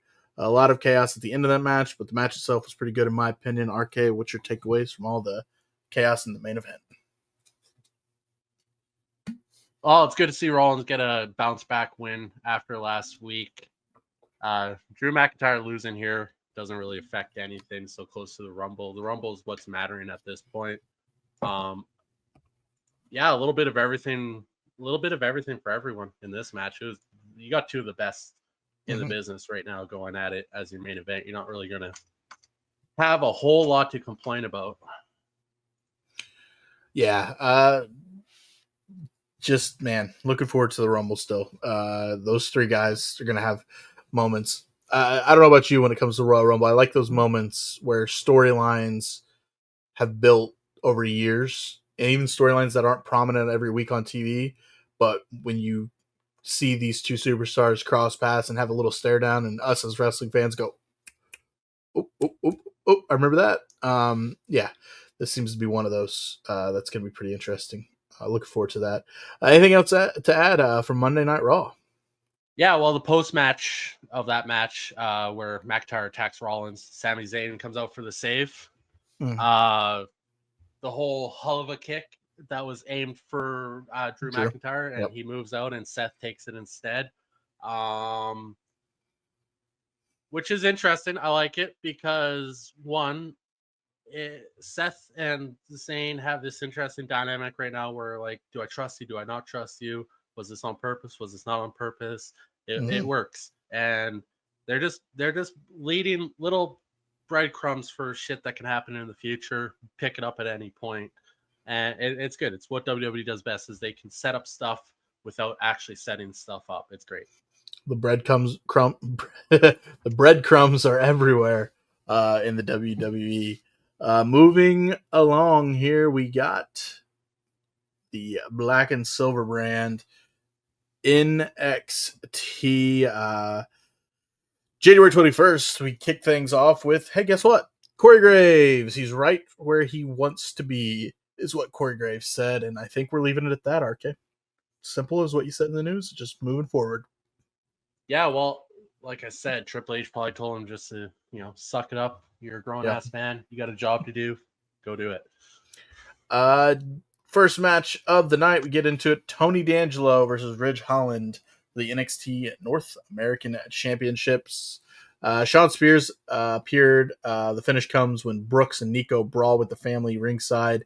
Izzy Dame appears and kicks Ridge Holland in the face to help the Don pick up the win. Looks at the Don and says, now we are even. Opening match, post-match, RK, what do you think of the kickoff to NXT? Tony's Spinebuster is still one of the most devastating looking spine busters in all of wrestling. I can't think of a guy Spinebuster that looks better or has looked better in the past. Tony D he's on a meteoric rise right now himself in NXT. When we first started watching, I was not a fan.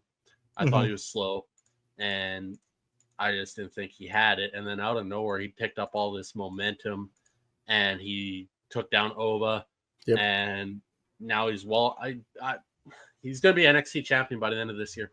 He will be. Yeah, I think it was funny as his run really kicked off after he lost his NXT title opportunity. Was it against Ilya? And then he kind of went down, and he was like, oh, I can take out Oba, and then that, and then, yeah, you're right, man. I wouldn't be mad if I saw the Don as the NXT champion. It's actually it's absolutely amazing watching NXT from what we started. Charlie Dempsey, absolutely horrible on the mic, didn't have anything. Now I think he's grown so much. Tony D'Angelo, Oba Femi, Jada Parker. The only one that has not changed my mind is Lola Vice. That's fair enough. Fair enough. Backstage in the locker room, Wesley is making fun of Dion, calling him a funny man about what Dion said to Oba, which fair. It was pretty funny.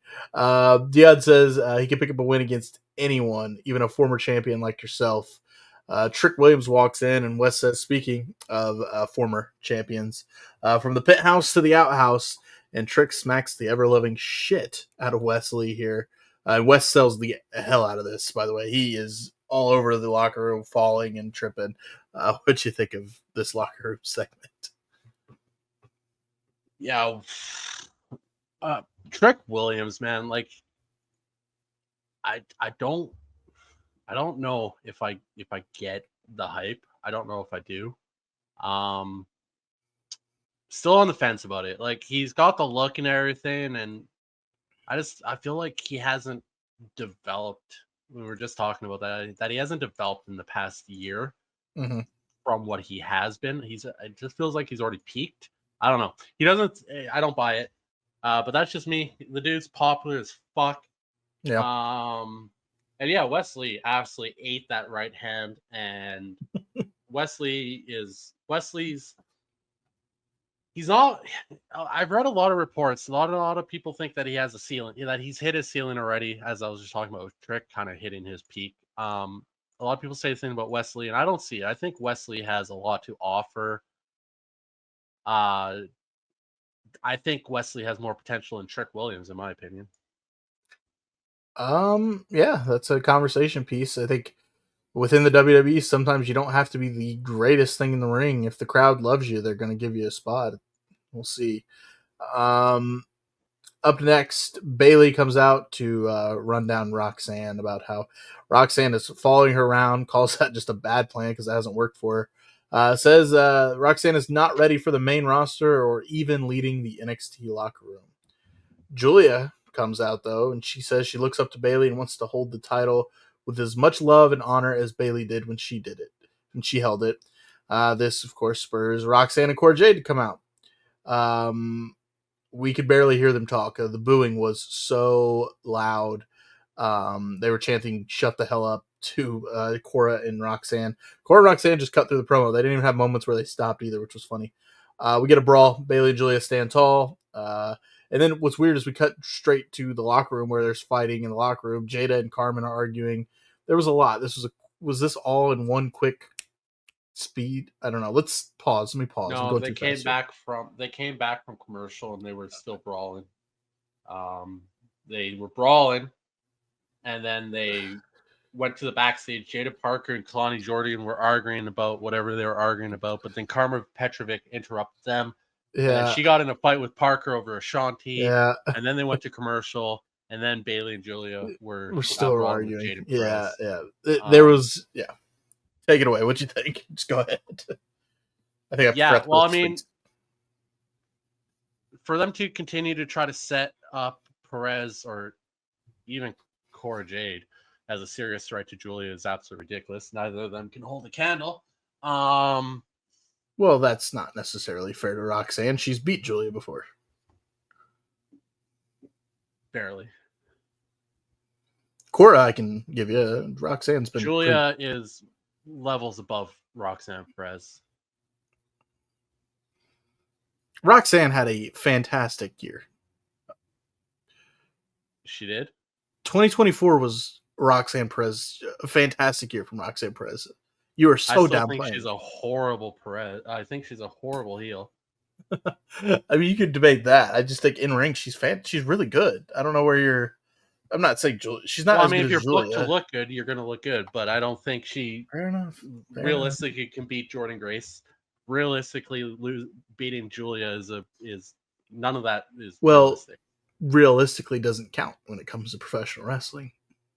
Well, yeah, and they're trying to sell me on Roxanne Perez, and I'm not buying it. To each their own, my friend. To each their own. And Cora Jade is definitely not even on the same level. I can't argue with you. And then you throw Bailey in there, and then you think that's even a. Yeah, no, I'm sorry. That's no. Fair enough. What do we got? Wesley versus Dion Lennox. Do you think there'd be a worldwide bidding frenzy for Roxanne Perez like there was for Julia? Not on the same level. Exactly. I don't know where the Roxanne hate's coming from. Fair enough. It's just I don't think she's a good heel, and I don't think her run was all that great. She beat Jordan Grace.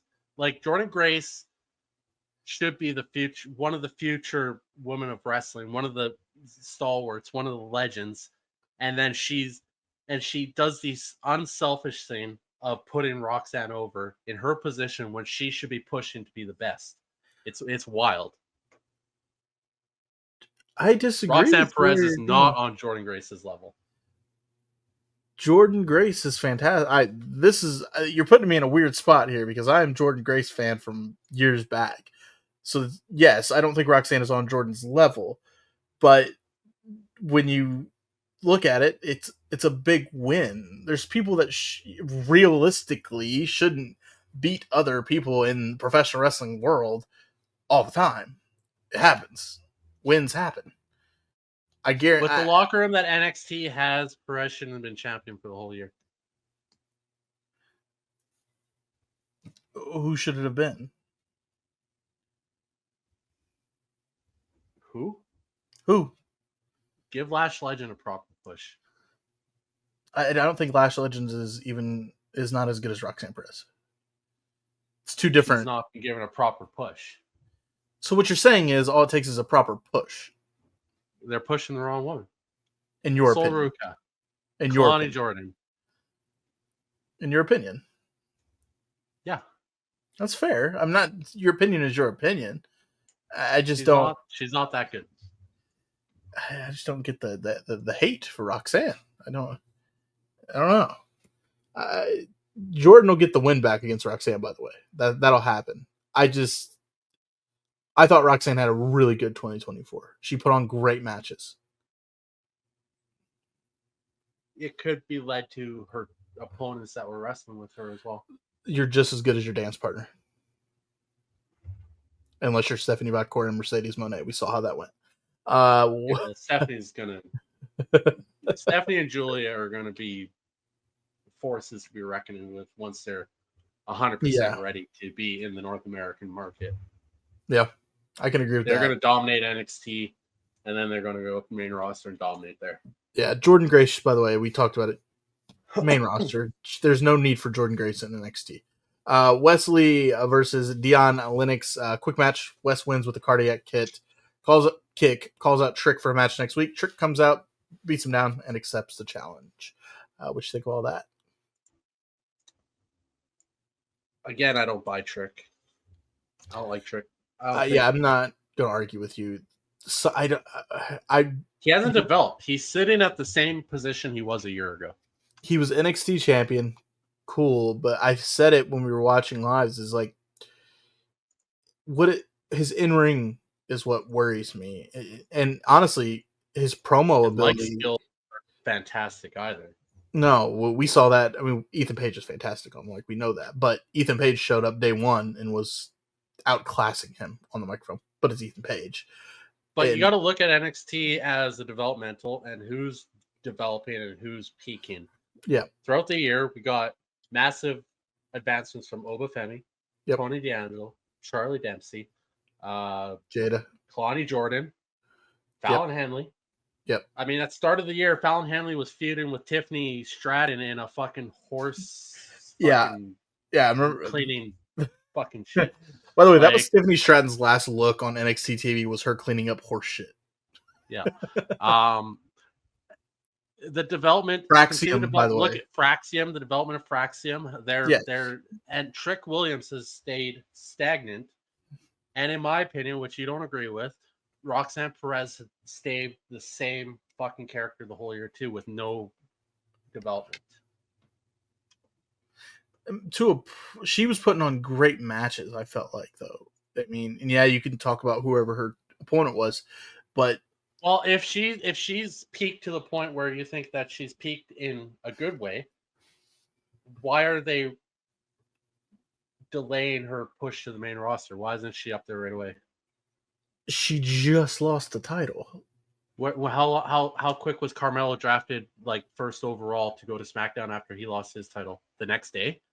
No, not even close to the next day. Pretty much right after that cage Negative. All right, I'm gonna look it up. When he lost his title, you say he lost his title? His last match in NXT, the cage match was Trick Williams, which was weird, by the way. But he had. Yeah, then he went to the main roster after that. But I'm saying you said when he lost his title. That's what threw me off. If you're talking about the cage match, his last match in NXT, you're right. It wasn't his last match in NXT. It was shortly after though. It was within a week or two. Yeah, it was. But they're pairing Roxanne with Bayley, who's a main roster star. I feel like they're keeping Roxanne to keep Cora relevant. Actually, I can't argue that. I've been very adamant about how much I liked Cora before the injuries, and what we have now is not the same Cora that I was a fan of. She's going after Masha, I think, on TNA, which is okay. Which, if it comes out in the favor of Cora on that one, then we know WWE has their fingers deep into TNA, and two, that should never happen. Yeah. No, I think Roxanne's going to the main roster. I think they're finishing up some stuff. You're using Bayley on NXT. I don't think they had to finish anything up with her. She lost the title. She should have just appeared on the main roster. Well, Tiffany Stratton lost her title and didn't disappear to the main roster. She was busy cleaning out horse shit. They also have to have something for her. And now Tiffany Stratton. So, in my opinion, well, I still don't necessarily like that either, but that's not as horrible as this Roxanne Perez situation. So. Translation: RK doesn't like young talent. No, I just don't think Roxanne is that great. That's fair. I think she's better than you're giving her credit for, but hey, to each their own. And Tiffany Stratton, I just hated it all because of the Money in the Bank drawn out bullshit. We can both agree to that. I hate how they handle Money in the Bank. Lexus King promo. Lexus says he will not be a loose cannon like his father. Real quick before you get into that, arcade, I gotta pause real quick, just real quick here. Okay, there was a quick jump there. Sorry, heard a massive bang. Thought somebody was breaking in the house. Either that was going to be the end of Top Rope Renegades, or we're back here to Yeah. Sorry. If I didn't come back, you knew you could end the stream. You could post it though. Anyway, yeah, get some extra views with the last clickbait. episode of Top Rope Renegades ever. Kurt was kidnapped. There you go, clickbait. Yeah, Lexus King promo where he basically says he will not be a loose cannon. He won't. Do you agree that he shouldn't or should be a loose cannon? He should be. Okay. And I think that's what they're going towards. We're working on it. We'll talk about that in the match real quick. Before we do that, though, Sarah Schreiber, I can never say her last name right, with Stephanie Bakor, she tells Shotzi that if you beat Fallon, hell's coming, and that Fallon can run but not hide from her. So Stephanie's got the winner. Fair enough. As she should. I don't get what they did here, though, with Stephanie rightfully winning number one contendership to the title, and then switching it to Shotzi. Just let them cook, I guess. Let them do their thing. But well, no, Shotzi got the pin over Fallon. Yeah, so but she does have a legitimate gripe towards and then the number one contender. And then they had a match together. Technically beat Stephanie 1-on-1. Technically. With help. Fallon's scared of Stephanie. Yeah, would you be scared of Stephanie? No, I would not be scared of Stephanie at all. I'd be very happy. Lexus King versus Charlie Dipsy Heritage Cup match. Lexus wins 2 falls to 1. He picks it up with a low blow. Then he leads to the coronation. Yeah, what'd you think of this? Lexus King doing some not so recent Lexus King things. It's the good old battle of the dark side versus the light side. Yeah. The Jedis versus the Sith. The angel on the devil and the devil on the shoulders. Well, don't bring God into this. I was going to go like, the Borg versus the Cardassians. What do you think of the match? There. I can't. I'm pretty sure it is the Cardassians in Star Trek, and I always want to say Kardashians. Then it'd be the Borg versus the Kardashians, and that'd just be wild to think about. You just got Caitlyn Jenner up there fighting fucking six of them. Yeah. Yeah. Don't. The match. I feel like Caitlyn could hold herself in a match. What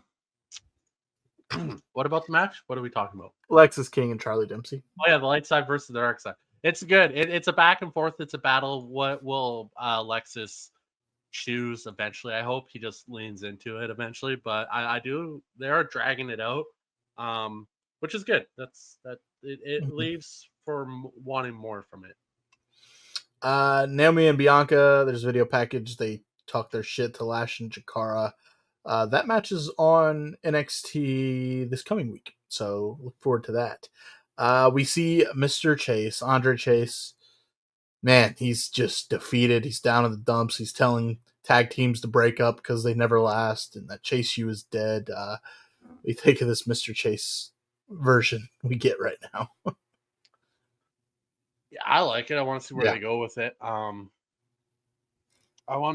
kind of feel like a happy-go-lucky moment's going to happen eventually where Thea Hale's there, Duke Hudson's there. Haven't seen them in a while.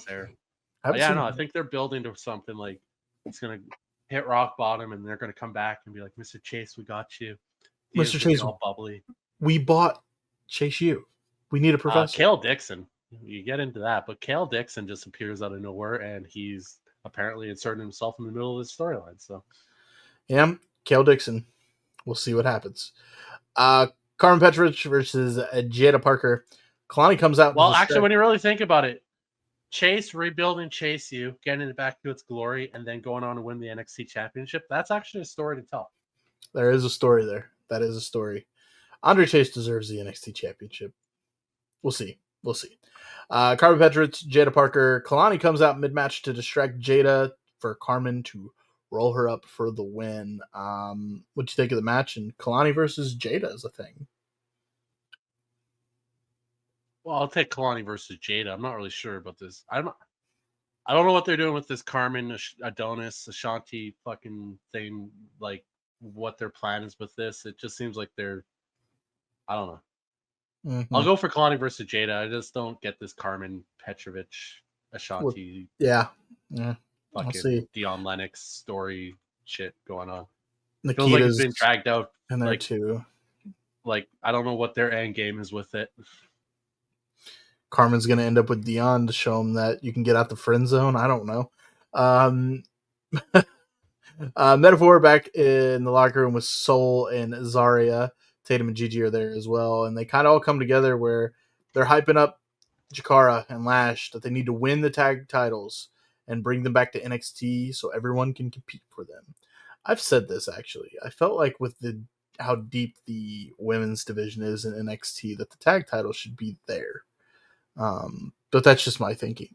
I don't know how you feel about it, but it just feels like I don't know why they got rid of them in the first place.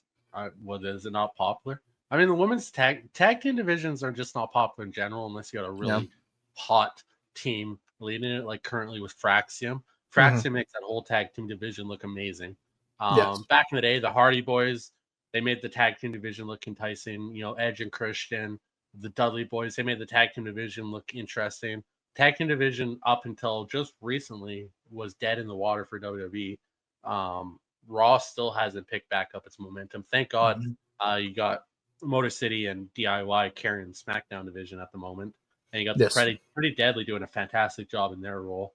And then you also got the Street Profits. Like you got some drama going on there, but it's hard to get a tag team to like when we go watch New Japan, tag team matches are all the rage in New Japan. And we go watch them and they're boring as shit usually. Like tag team matches just aren't that hot of a attraction unless you got a hot team at the top and you got some good drama going on. But it's hard to create that because you got two guys with great chemistry together or two girls with great chemistry together, and they got to really sell that tag team. But if you just have two randoms together, it's just like I'm not buying this. Like they come out to different music sets. They don't come out as like a stable music or anything. It's tag teams are difficult, I think, to make enticing. So also question: Zarya has been getting the shaft so far since she's come to NXT. They have not done much with Zarya. Which she came at a weird time because she did come when Stephanie and Julia come, and you can only push so many people at one time. But that's kind of shitty for Zarya because I think she's got something. Unless there's something that they saw that they needed to work on behind the scenes with her, you never know. Possibly, but I don't know. But it just seems like they haven't really used her for much. Yeah, NXT's I mean it's developmental at the end of the day, but we'll see what they got in store. What do we got here? Moving forward, the family, Channing, Stax, Lorenzo, and Luca Crisafino, taking on Nico Vance and Brooks Jensen. Nico and Brooks got to pick up the win for their team. Vance hits a massive clothesline for the 1-2-3 RK. What do you think of this match? They're making Nico look like a monster right off the hop, which is nice. Brooks and Nico did work well as a tag team here, and getting a win over the Angelo family is a good little push right off the hop. So they're definitely trying to build something there. Wasn't like the greatest match in the world, but it did a very good job of getting Jensen and Vance off the ground running with the tag team. And the Sean Spears controlling them thing, being the leader, being the mastermind, that always adds, an element of a threat to the whole thing. So I do like that. See where they go with it, but they got a nice start for the two. And I mean, the D'Angelo family's they're a set stable. So that there's nothing happening there, win or lose at the moment. So backstage, Fraxium with Sarah Scriber. They can't really talk much here. Briggs and Inamura interrupt them and say Fraxium are ducking them. OTM say, nah, we got this next. And OTM and brawl with Briggs and Inamura. Any comments on what happened there?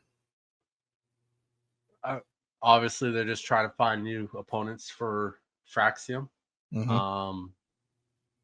OTM, Josh Briggs and Inamura. They're still, they haven't really utilized that yet. See where they go with that. I do want to see more Josh. Josh is good. I like Josh Briggs. They haven't even had an actual tag match, right? No, they're in part of that gauntlet thing or whatever. Yeah, that's right. Yeah, Josh Briggs, the triple threat with Dijak and Oba at Stand and Deliver is still probably one of the greatest matches of the year, last year.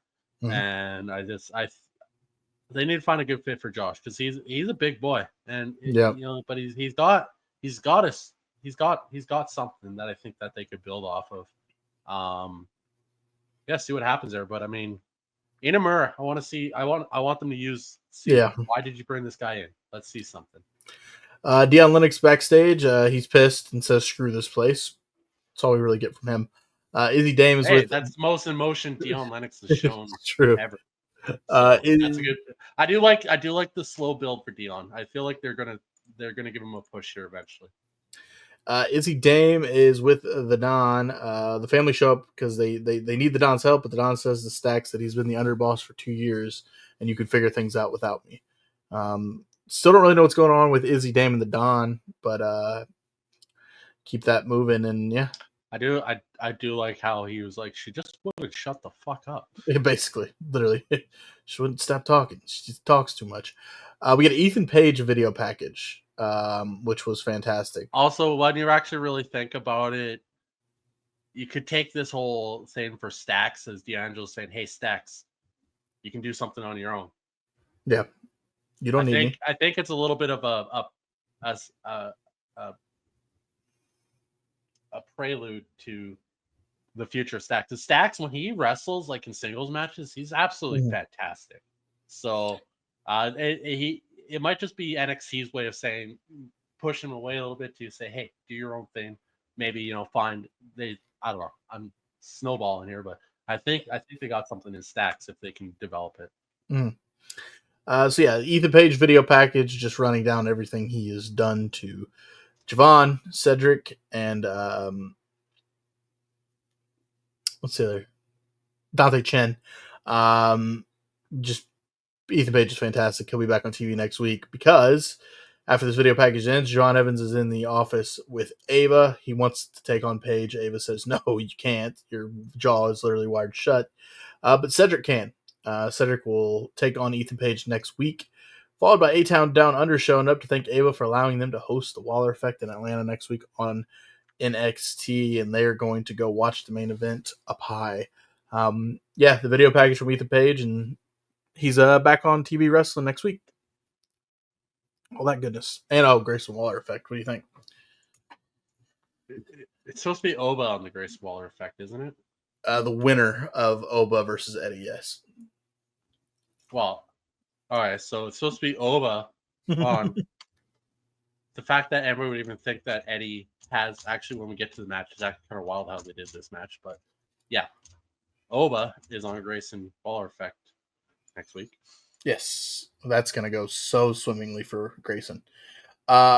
Speaking of it, Oba Femi, Eddie Thorpe, NXT Championship. Eddie finally is getting his one-on-one match with Oba. He's colluded. He's got this going. He wants this. He's got it. I put just a really good match, actually. And Oba retains the title with a massive power bomb. But you're going to talk about some moments in this match that you liked. And what'd you think? I'm not going to so much talk about moments I liked, the less confusion over the whole how Oba fought from behind for most of this match, which is really fucking weird for a match with Eddie. That doesn't make any sense whatsoever. Should probably make your champion look a little bit stronger than that. They're obviously giving a huge push to Eddie, which I like. I think Eddie, I'm a lot higher on Eddie than you are. I know that much. But I don't know. It was weird having an Oba fight from behind this whole match and then have to, I am the stronger person and pull out the win in the end. It's weird. Very weird. Also, Diamond Dallas Page was in the crowd before the match. DDP was on NXT TV. I can't do what I'm doing right there because it about lagged out the stream. Anyway, that's NXT. What'd you think? Just overall, another solid NXT in my opinion. What are you thinking? Yeah, NXT continues to fire on all cylinders. They're obviously setting up Trick Williams and Eddie Thorpe moving into the future because after the match, Trick Williams come out for a trick shot to Thorpe before staring Femi down. So maybe he's going after Femi. I'm sure Eddie's still going to be involved in it. Yeah. We already had a triple threat, so I can't see that happening again. But Mm-hmm. they're still doing something with the three of them involved with the three of them. So Yes. I don't know why. I do want to see Eddie continue to grow. I mean, I think he's got something. I think he's a lot better than. I think your hatred just really comes down to one thing. So No, I can admit now the turn that he made, the heel turn that he made. I like it. It is working for him. Because at first I thought he was just being a whiny baby, and then it all accumulated in what was him staging an attack on himself, just to get a title shot and all that. It works. It's working for him. So the character switch that he's made is doing really well for him. We'll see where that leads. As noted, we tuned in to TNA. I almost said NXT. TNA, hot off the heels of TNA Genesis. This was the first live taping of TNA in 8 years. First live weekly show in 8 years for TNA. We were kicked off and welcomed by Santino Marella, who says, history. We're going to make history tonight. It's going to be big. Joe Hendry kicks things off, thanking the fans for believing in him. It's time for a new era, and that he will be a fighting champion. He will defend his title against everyone. Santino comes out to say, I have your first challenger right here, and it is none other than Matt Cardona.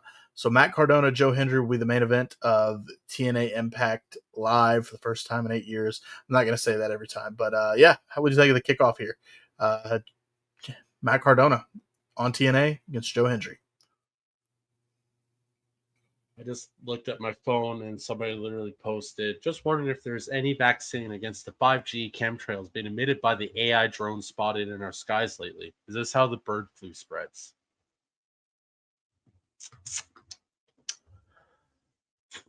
Read a fucking book, people. Read how science works. Matt Cardona's on aliens TNA. The aliens were real, people. Matt Cardona. Well, we all know why he didn't sign with AEW now. He wants his backdoor entrance into WWE. Mm-hmm. Yeah, this is his way in, isn't it? He hinted on Ariel Helwani's show that he should be in the Royal Rumble as well. I don't know if he's going to be in the Rumble. Why couldn't he be? Depends on how WWE feels about him. I don't know. He did a great job of reinventing himself. So yeah, main event was fine about him because they let Chelsea. Yeah, that's true. That's true. Actually, they let him take her. Well, she thought she was going to get in trouble. The whole story is he stole her tag team title and then took it to New Japan and wore it out. And she thought she was going to be a whole bunch of shit. And then the executives at WWE were like, "You could have just asked us. We would have given you a replica to give to him." Yeah. But he took the legit one too, which is the actual one. He took it to New Japan. He took it from her, hopped on a plane, and went to New Japan, and she didn't even know about it. She saw him come out with it. She's like, "What the fuck? I'm gonna." For some reason, I just imagine her sleeping in bed. He's like, "All right, babe, going to the airport. I gotta go to Japan. Gotta knock out the. All right, I'll watch you later on. I'll tune in when it's time." Next day, she's like, chilling at the house. Is that my fucking title? What do we got? Mike Santana. Anyways, nonetheless, long story short, I'm sure WWE is because they would have just gave him one. Yeah, that's true. Cake. He should do it now with the Women's United States title. We get a look back. Mike Santana making Josh Alexander quit. Eric Young is not sure what's going on with Alexander. Young is shown talking to Steve Macklin, and he thinks Josh Alexander needs to be saved. Macklin not convinced. He doesn't trust him. Josh shows up to say thank you to them for believing in him. Shakes. What did I say? I said that totally wrong, didn't I? Josh Alexander comes in to say thank you to Macklin and Eric Young. He shakes Young's hand, but Macklin not interested. Also backstage, Nick Nemeth will talk about his loss later with Ryan Nemeth as well. He's there. I don't think this interview happens yet. Anyway, yeah, Josh Alexander. We're not that in deep with TNA to know any of the stories here. To be fair, with Eric Young Which and is fair. Josh It's not like Alexander. AEW where you can just watch an episode and be like, oh, I know what's going on. Yeah. So obviously there's some connection here with Josh and Macklin and all them, and yeah, long story. The first match of the night was Ash by Elegance with Heather by Elegance and Rosemary taking on Spitfire and Masha Slamovich. This match was all right. I mean, there was a couple cool moments. Cora Jade showed up with a xed out photo of Slamovich at the before the end of the match. That's kind of, I guess, that's Slamovich's trademark. I guess she does that. They mentioned that on commentary that she'll have a picture of her opponent with an X through him or whatever. But this distraction allows Ash to roll up Luna, Danny Luna, to pick up the win for the Elegance family there and Rosemary. The opening match, though, what'd you think, RK? It was kind of all over the place there. I'm sorry. Yeah, no, you were. I liked that Rosemary was really confused in this match on who she was actually fighting. That was fun. She at one point had her hands on Heather and also on Luna, and Yeah. Ash had to get in between, like, no, her, not her. Me, you, together. So that was fun. The Cora Jade thing, I already talked about this. She's not even a remote threat to Slamovich. I don't know why they put her in that position, but here we are. And in the end, we're just probably going to get, a rematch of the knockout tag team titles. Spitfire and the Elegance team is probably what they were really trying to set up here in the whole thing. Get a couple things set up. Masha, Cora, Yeah. Spitfire and Elegance, and then Rosemary just doing her confused bit. We get the Northern Armory to come out for a little chat. Josh Alexander. Now, here's the thing. Josh Alexander is a bad guy. Was a bad guy, a heel, if you want to use that term. The crowd would not stop booing him. Part of me was like, this could be Josh Alexander's. It turns out it isn't, but it's like this could be his final time in the TNA ring. His contract's up. Like, it's been reported everywhere. He could be done in TNA. This could be his farewell, and all you guys are doing is booing him. He kind of runs through. Maybe the fans don't buy that he's actually leaving. It's possible. But he comes out, lets us know he did quit. He was an Iron Man for years. And then Genesis was the end for it. And thinks of all the good times he had, not the bad, from the past year. He was doing a face turn, but the crowd was, as I said, booing the whole time. Says he's ready to leave. And, but he can't leave because the tag team of I guess their names are Sinner and Saint. They're not happy with Alexander quitting and leaving them, and they jump him. Eric Young makes the save, and Eric Young makes a tag team match for next week. Josh Alexander, Eric Young versus the Northern Armory's Sinner and Saint. What'd you think of Josh Alexander's quote unquote "I'm out of here, but not now because I have a tag match"? Josh Alexander may be one of the best wrestlers outside of any of the big companies. And should probably get a lot more recognition for what he's done for the business of wrestling than he probably He's gets. fantastic. He's fantastic. Here's my thought on how this all went down. They sent him out there to give a farewell speech.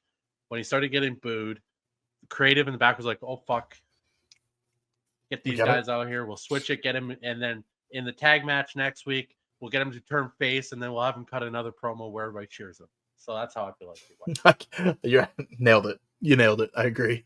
That's how they'll probably do it. The system taking on the Hardys, JDC and Moose representing the system. This match, it was all right in my opinion. It was the Hardys doing the Hardys things and all that. Jeff hits the Swanton Bomb for the win on Moose, which is a note. Jeff did pin the X Division champion, so maybe Jeff goes after the X title. We'll see. What do you think of the Hardys in the system? Well, I mean, JDC really was only there to eat the pin. You're not going to get that. That's why JDC was there, 100%. But JDC,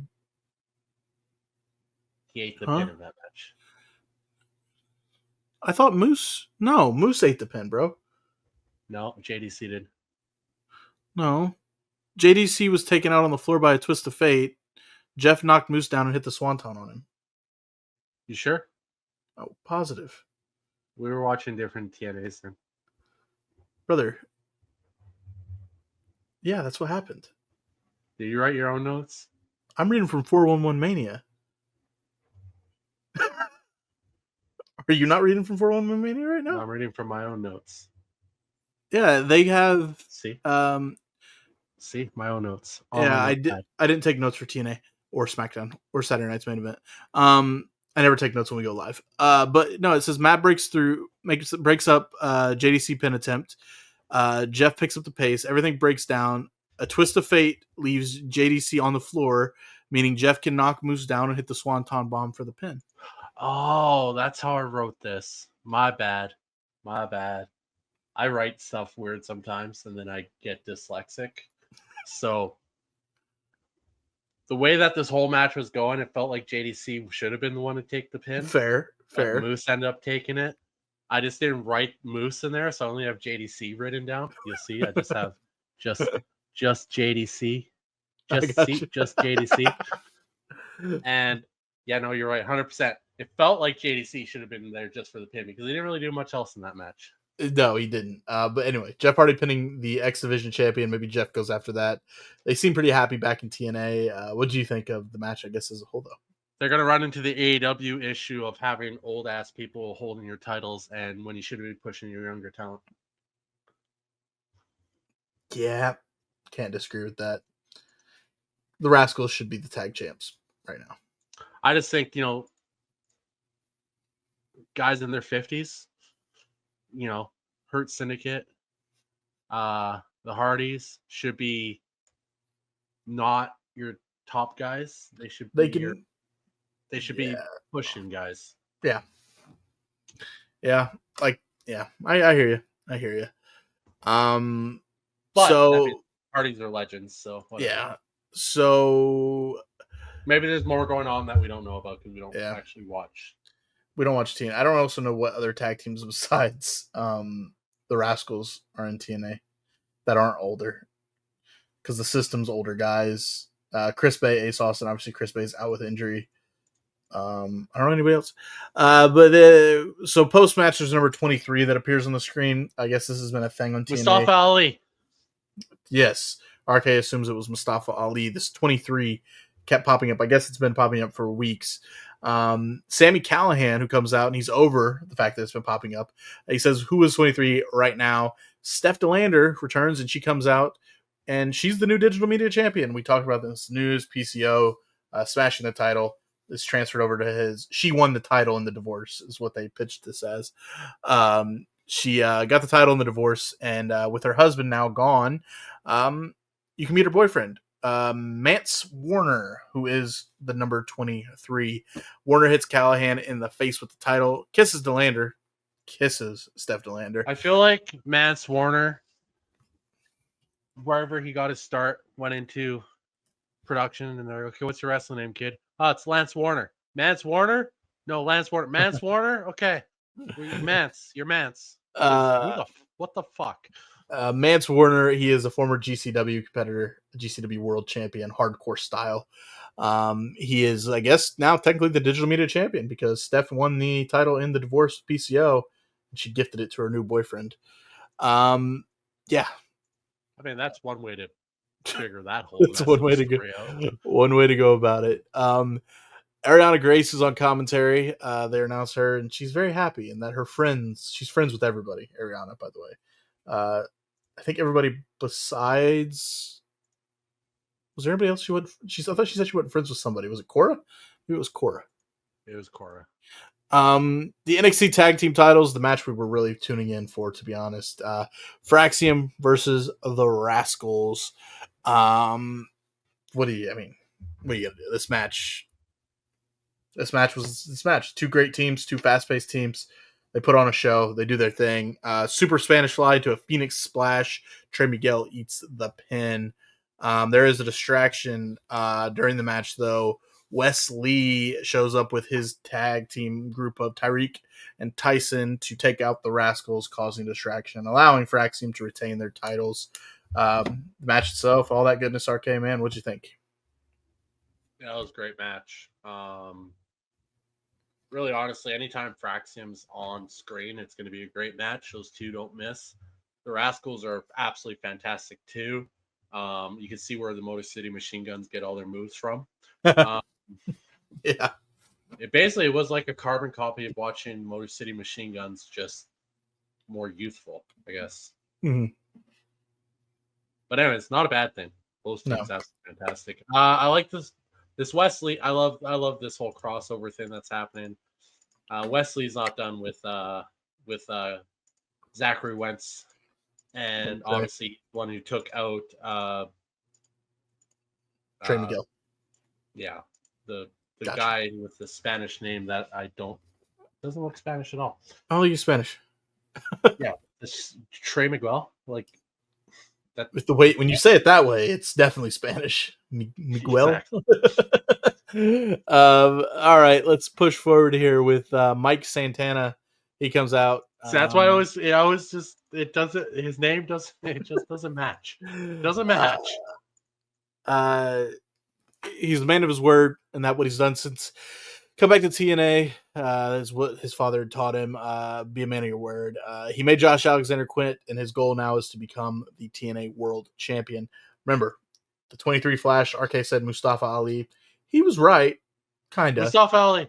Just a little early. Mustafa Ali returns, announces he has officially signed with TNA, and it's time to launch a new campaign to become the next World Heavyweight Champion. And it was weird. The only reason I said it when the 23 popped up was because earlier that day I'd watched a video on Mustafa Ali.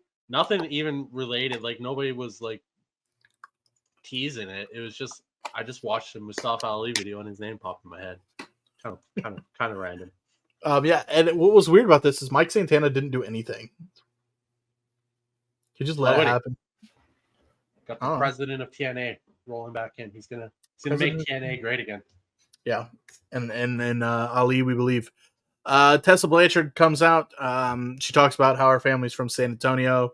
Her grandfather brought the first national wrestling show to television. Her father and her grandfather knew that there was something special in her, and now it is time to step up. Tully Blanchard is there. He's shown kind of he's there, but he's not like front row or anything. He's like tucked in the back. She says she's back. She answers to no one, and she's gonna go to the top. The promo was great. Tessa is good. Tessa is fantastic on the mic. She is fantastic in the ring. Just some things have held her back from being at the very top where she should be. If people keep bringing it up every time they talk about her, she's never going to get over it. So, right. I'm down to never talk about it. She is an absolute star every time she's on the mic. And with that DNA, I mean, you would have to be one of the four horsemen. Yep. One of the pioneers of the wrestling industry in her grandfather. Tully Blanchard, one of the four horsemen with Arn Anderson, Ric Flair. You know, how can you not have wrestling in your blood if you're related to Tully? And like it's phenomenal. So yeah, her finisher. She's good. She's really good, and she's going to continue to be great. And hopefully, people just stop harping on something she said. She said it. It happened. Move on. Agreed. And that was all I was saying is that for some reason is the only thing that has held her down because people have said she should be in the WWE. Now I ask the question: will she be in the WWE?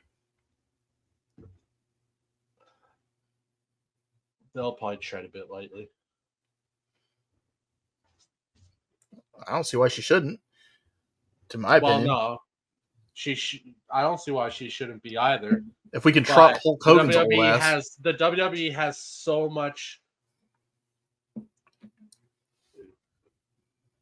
problematic issues that they're still dealing with to this day of previous employees that they don't even want any kind of. Look how quickly they got rid of the new Big E. Yeah, Odyssey Jones, which we did instantly. I'm sure we talked about Odyssey in the news, but it came out that he was innocent and all that. Did you see that? Yeah, it doesn't matter. WWE doesn't want anything. Yep. Anything even sniffing them as a scandal. Yeah. They don't want it. So no, I don't think Tessa would have a chance to break that. I don't think so. I think it's unfortunate, but yeah. WWE has such a checkered past that they're not Drew Gulak was gone the second something happened. And it's not even a matter of if you're innocent or not at this point. WWE doesn't want the drama. They just don't. Why would they give Hulk Hogan a fucking pass? I understand it's Hulk fucking Hogan, but come on. Well, they're not really. They aren't now. I think they realized that was a mistake on the Netflix debut. Anyway, let's move forward. Joe Hendry, Matt Cardona, TNA World Heavyweight Championship match. Frankie Kazarian is ringside on commentary. Good match here. Low blow, dropping Hendry. Cardona hit the low blow, grabs the title, and gets cut off by who? None other than John Layfield. JBL hits him with a lariat. He leaves. Cardona gets up with the belt still, hits the belt, hits the shot on Hendry. 1, 2, but he goes for another belt shot. Hendry reverses it. Standing ovation. Joe Hendry. And still, what do you think of Joe Hendry's first title defense as the newly crowned TNA champion? It is nice to give him an actual challenge. Matt Cardona is not a low-level opponent for your first defense. Be nice to know what the fuck JBL's up to, honestly. Like, can we get at least one line of something that he's doing? Well, that's what was funny, which I alluded to on Raw, is like he talked and he had a good time and he did his JBL stuff on Raw, but you go off of WWE television, silence. Nothing but fucking clotheslines from hell. But he did have a good stare down with Joe for like what felt like 22 minutes. Yeah. So he's got another run in him. Something's there. So, Ark, I have a question. We're going to move to SmackDown. You like 411 Mania, and I actually, reading theirs, I do think they're really good. This is the first time using them. I'm not using Forgetful, so you can applaud me for that. I noticed that there's different people that do reviews for 411 Mania. Who do you like more? There's Hall and Winfrey's. I don't like Winfrey's.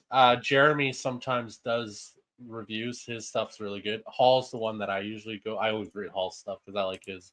He does have a different take on stuff sometimes that I don't like, but he's very accurate in recapping what happened. Gotcha. I'll tell you what, I'm going to give a quick rub to 411 Mania. Go check them out, 411mania.com. I like that they do, and this is where you've got them before as well, they do the how long the match went, and the reporters like to give their match a rating and describe what they like about it. That's what you were referring to. That's pretty good. Yeah, check out 411 Mania. They're better than Forgetful. Without a doubt. These guys are better than Forgetful. Shall we, though, talk about Friday Night SmackDown? Joe Tessitore, Wade Barrett, of course, on the call. Man, is it me? Or do you probably agree? Is the 3 hours on SmackDown kind of dragging here? It didn't a whole ton tonight. No, it didn't on this one, but I've seen a lot of people like a lot of people are loving Monday Night Raw hitting that like 2.5 hour mark, which I think is a good time, but you can't really do that on USA Network, I don't think. Or you could. I don't know if you can or can't, but I like that 2.5 hour for Raw. It all depends on how much story, what they. It really depends week to week. Sometimes it's fine, sometimes not. Raw's the same thing. It's not really so much the time. It's just you have enough to fill that time with the stuff. Yeah. So, I mean, no, I can't really comment on it because it varies. It does. Some weeks, 3 hours is great. Sometimes SmackDown did, when they were doing 2 hours, it wasn't enough. I felt like they could have given us, that's fair. Like rushed. So, it's really... Yeah, it is what it is. Do you feel like Raw has hit the good happy medium with 2.5 hours? But the thing with Raw is they can go as long as they want, right? They can go 3 hours. Did they only go 2.5 hours last week? I thought they went longer. I didn't check. I thought it was like 2:45 maybe. I didn't see the. I don't know. I feel like if you tell your story is good and nothing feels rushed or nothing feels long, then you're good. All right. It all comes out of that. Joe Tessitore welcomes us to SmackDown, bringing in Cody Rhodes for a chat in the ring. Joe Tess asked Cody about how he's going to have to hand his title over and sign a contract and get ready for the match at Royal Rumble, which I was confused. I didn't know if this was actually happening. Saturday Night's Main Event, foreshadowing when we talk about it, they did. Cody and Kevin gave their titles and they hung them up in San Antonio. So I don't know how they got to get those down, get them over to Indy. But you don't know how they're going to do that? I'm joking around, having some fun with it. But they did. They gave up their titles. I think they're gonna fly, or they're gonna put it on the big old semis. I don't know. It's just gonna be weird. I think we're gonna see Cody and Kevin, no titles on them this week on TV. So no titles. Just honestly, I want Kevin to have a replica title. That would be funny, actually. Just buy one from the little stand. mini one, though. Just the baby ones. That'd be hilarious. All right. Asking Cody about handing over his title. Cody says he's ready for everything, and he knows Shawn Michaels will be the perfect moderator, and he's fine with handing his title over to Shawn. And just says it's time to get ready. It's WrestleMania season. Joe brings up Cody's issue with Kevin, who Rhodes praises for his skill. The violence makes the ladder match all more appropriate because it's all about climbing the ladder, reaching the championship. As for what Cody would like to say to Kevin before the match, that maybe it may be true. Cody does smile a lot, and it doesn't mean that he can't take it to another level. He's the son of a plumber and the student of Randy Orton, so he's ready to punch Kevin in the face, knock him onto the island of self-righteousness. Good luck at the Rumble, Kevin. Simple, to the point. Cody Rhodes, what'd you think?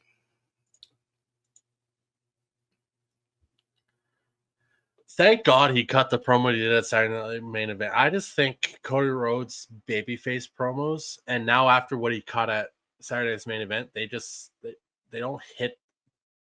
They don't hit well. I don't think they hit the same as they were at the start. Maybe I'm growing a little old of the Cody run with the title. Maybe that's just because I want to see a tap into a heel Cody, but it's not going to happen anytime soon. Yeah, I don't know. Cody cuts the pure. He cuts the pure babyface. He cuts a babyface that has that aggression, but he's still the good guy. Don't worry, Cody's still the good guy. We saw it with the AJ Styles feud. Now we're kind of seeing a bit of it here. Yeah. So, did this to you hype up Saturday Night's Main Event contract signing, though? No, not at all. Okay. We will push forward. Yeah, I was just asking a question. I really had nothing for that. I didn't know what you were going to say. Pretty Deadly showed going up to DIY, but they don't have time for him because Johnny's got a match later. Tells him to handle the Motor City Machine Guns, do whatever it takes. DIY is gone. Pretty Deadly run into Legato with a tense stare down. Yeah, Pretty Deadly. You hinted at it. We were talking about tag teams last segment. They're doing their job pretty good. I like Pretty Deadly right now. They fit in. They do. They're there for what they're there for, and they're doing it perfectly. So you really can't ask any more of your talent. They were pretty big fit in NXT Europe. So I mean NXT UK or whatever the fuck it was. So yeah, they got what it takes to do what they got to do. Yeah, I didn't watch them. I think they were in NXT for a bit. I didn't really watch much of them in NXT. I wasn't that deep into it then. But yeah, they're taking on the Motor City Machine Guns here next. This was good. I mean, in Motor City Machine Guns, we say it every week. They're a good tag team. They're good. We get the finish comes when we get a middle rope bulldog, an assisted middle rope bulldog, 2 count while the pin on Saban. But then we get a Skull and Bones to finish it. They hit it on Kit Wilson for the 1, 2, 3. What'd you think of this match here? Go back to what I said at the start of this match. Pretty Dead there is a comedy act mainly right now. But when it comes down to getting into the ring, they have the skill to go with the teams. They're not a bad tag team. They're not bad wrestlers. It's just right now they're the comedy act. But if you can link that with good wrestling, it all works. If you're just a comedy act and suck at the wrestling, well, then what are you really doing there? Yeah, I mean, not everybody can be. I got nothing. Stardust. R-Truth. right now. R-Truth's a great wrestler. Yeah, he just doesn't get moments to be a wrestler anymore. Up next is a fun. I laugh. We both laughed at this. The Miz is on SmackDown to talk to Aldis, and he's asking, "Well, what do you need from me? You need me to do an interview? You need me to do Miz TV? I can get it handled." And Nick Aldis informs him, "No, you're officially a member of the SmackDown roster," which makes the Miz take off his sunglasses and kind of have a moment of, "Oh shit." Because he's now back on the same show. He's back with the Wyatts, who are on SmackDown. Aldis advises him, probably should make some new friends. All 3 segments with the Miz tonight were classic. Yes. We get a video package, Braun Strowman versus Jacob Fatu, building up to that. Kevin Owens, though, he invades commentary and wants to know where his interview is. Joe Tessitore is so annoying that he makes Owens miss Michael Cole. Owens gets on the announcer's table, gets in an argument with Matthew McConaughey, who is, as you pointed out, perfectly placed in between the two commentators.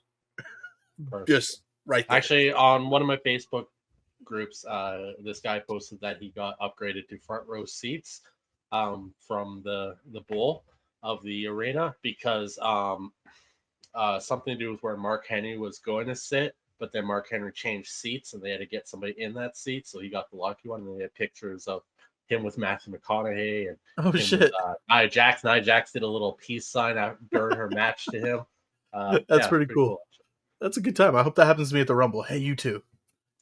We got to fill the seat up here. Apparently, it happens all the time. But apparently, yeah, it's things like that. Like Mark Henry, he's going to be there that night, so they have an assigned seat for him. But then he moved to a different seat, so now they have an empty seat. They got to have a body in it. So yeah, Kevin argues with Matthew McConaughey, and then he gets interrupted by Jimmy Uso. Kevin isn't pleased, but Uso says Owens talks too much and hits him in the face. Kevin Owens bails. And Uso didn't Aldis come out and make a match there? Was I wrong about that? Jimmy issues a challenge to Kevin Owens for later in the night, which we do get. Carmelo Hayes is backstage with Aldis and is pissed because now Jimmy's facing Kevin Owens, and it was supposed to be Mello versus Jimmy. Aldis moved that match to next week, but he says you can have a match with the newest SmackDown acquisition. Hayes says, that's fine, but I got to see this guy face to face. I got to talk to him, look him in the eyes, and tell him whose show this is. So he's going to wait around in Aldis's office to see who this newest addition to SmackDown is. Up next, tag team match, Chelsea Green and Piper Niven taking on B-Fab and Michin. Quick match here, which sees Michin pick up the win for her team, hitting an eat defeat on Chelsea Green. This comes after Niven runs B-Fab over and takes them both out. Michin gets the upper hand, picks up the win. Quick match, RK, but what did you think? Yeah, this whole thing was really just kind of set up Michin versus Green Part 3. Could that be a match? Could be. Whatever it is, it better be the last one. Chelsea needs a new opponent. Nothing against Michin. It's just you grow into that stage. If you have the same opponent 5 times in a row, you're really just kind of getting into unless you're Carmelo Hayes and Andrade, because that shit worked. Well, it depends on who you ask, but yeah, it was. They put on fantastic matches, so it didn't really matter. It wasn't a title involved or anything, though, so this is a little different. You're building a title story. I thought B-Fab was kind of getting in position for the title, but didn't look like that at all. Quick question then. Michin seems to be next in line. Is there any other names that pop on that SmackDown women's roster that you would like to see go up against Chelsea? None off the top of my head, to be honest with you. Yeah, I was hoping you would have something so I could think too, because I don't have any notes on that. Blair Davenport, maybe? Chelsea should win, but Blair, give her a little rub, a little shine. I don't know. Can't just give her a title match. What has she done? This isn't AEW. We don't just do this. Well, we'll learn a little bit more about Blair here in just a second. She had a quick half-second appearance on screen. Well, yeah, but she wouldn't be going against... Anyway, that was a funny moment where we're like, hey, wait. Pause. Go back. Tiffany Stratton. Oh, wait, nope. Sorry.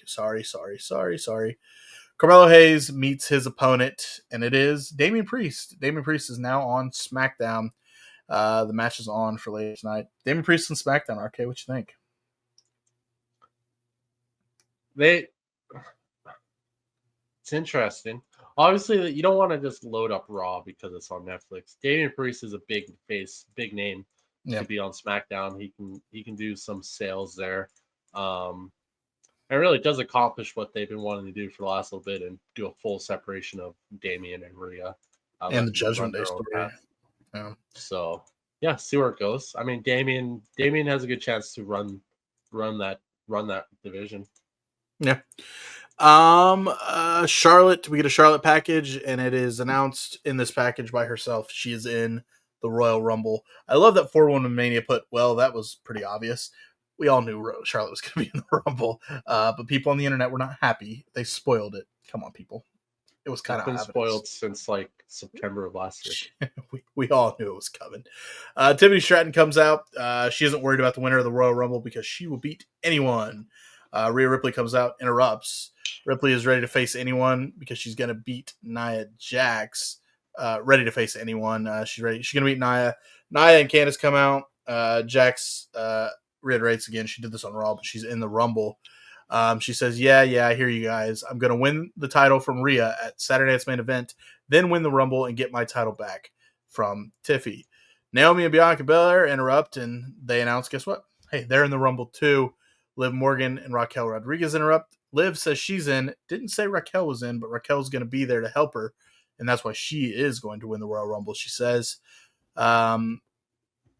Ripley butts heads with Liv, and then we get official announcement for the match here. Bianca Belair, Naomi, Rhea Ripley taking on the team of Nia Jax, Liv Morgan, and Candice LeRae. What did you think of all the shenanigans? I think it was what I say watching it. Hey, here's the Rumble. Here's who's in. Yeah, it's kind of a thrown away together to get to there. I mean, honestly, I could really care less who was announcing for the Rumble and who wasn't. I kind of like the Me too. who's going to be in it aspect. Be surprised. Yeah, first thing that we pointed out was why is Rhea in ring gear, and then it all made sense. Yeah. And then I started doing the math, and I'm like, oh, we're getting this match because this person, I literally went with, okay, Rhea's in ring gear, she's in ring gear, this is going to be the match. And we get it. The match itself, decently length of a match. A good little match here. Sees Rhea Ripley, what? Oh, Candice LeRae codebreakers Ripley to the floor, but then she gets hit with a KOD by Bianca. But during this, Liv is able to roll up Bianca for the pin after she hits the KOD. So the team of Nia, Liv, and Candice pick up the win here over the quote-unquote faces. What'd you think? Yeah, the match was perfectly fine. Wild finish, which was cool. And then Liv pulling the sneak attack win. Good old villain fashion win. It was good. It's a good match for what just felt thrown together and really just getting ready for the Rumble. It worked. It worked. Chelsea Green is upset that she lost, and it's made worse when Michin comes in announcing that she has one more title shot next week. Piper Nevin says they need to get a bigger security detail. Well, there's your answer right there. Yeah, Chelsea and Michin are on SmackDown in Indianapolis the night before the Rumble. Next match, Johnny Gargano versus Apollo Crews. Quick match here that sees a distraction because most machine guns come out to distract Johnny and Ciampa. So Ciampa gets distracted dealing with them. Johnny gets distracted with the fighting. And it's enough of a distraction as Apollo Crews gets the roll-up win on Johnny Gargano. What'd you think? Yeah, it's setting something up. I wouldn't really see why you'd give Apollo the win here unless you're trying to set something up, which is clearly announced later in the show what was set up. But at the time, that's what I was saying. It's like they're setting something up here. They're setting something up. We see Thomas Hogg and Jacob Fatu. Jacob Fatu is ready for Braun Strowman. He does Jacob Fatu promo, which is just fantastic, saying things that I never thought I'd hear on Monday Night Raw, like yada da mean. He says he said it's like King Kong versus Godzilla. Scratch that. I'm King Kong and Godzilla. All gas, no brakes. And then in 4-1 Mania they put Tama Tonga makes a weird sound. I mean, yeah. Fair enough. Tama Tonga versus LA Knight here. This match was good.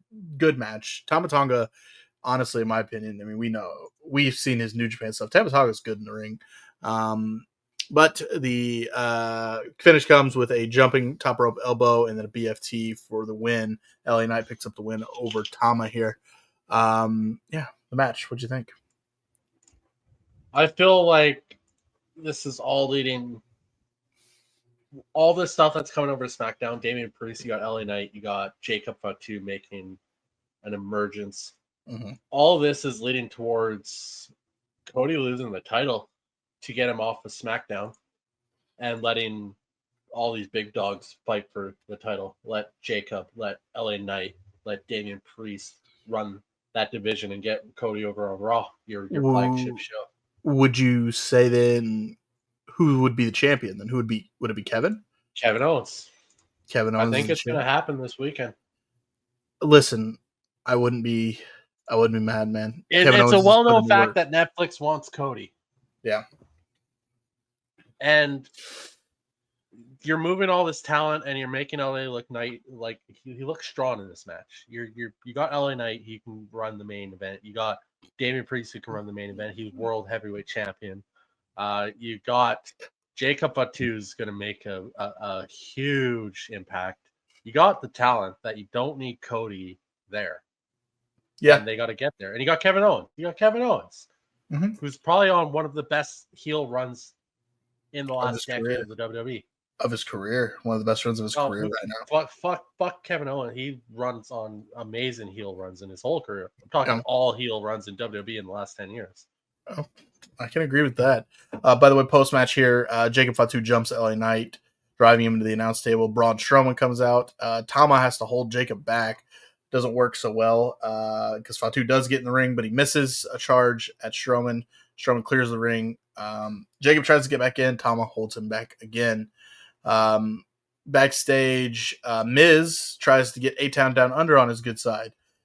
He did get them on his. He did get them on his side. Seems like they were going to work well together, and then Aldis pops up and says, A-Town Down Under, you are headed to Raw.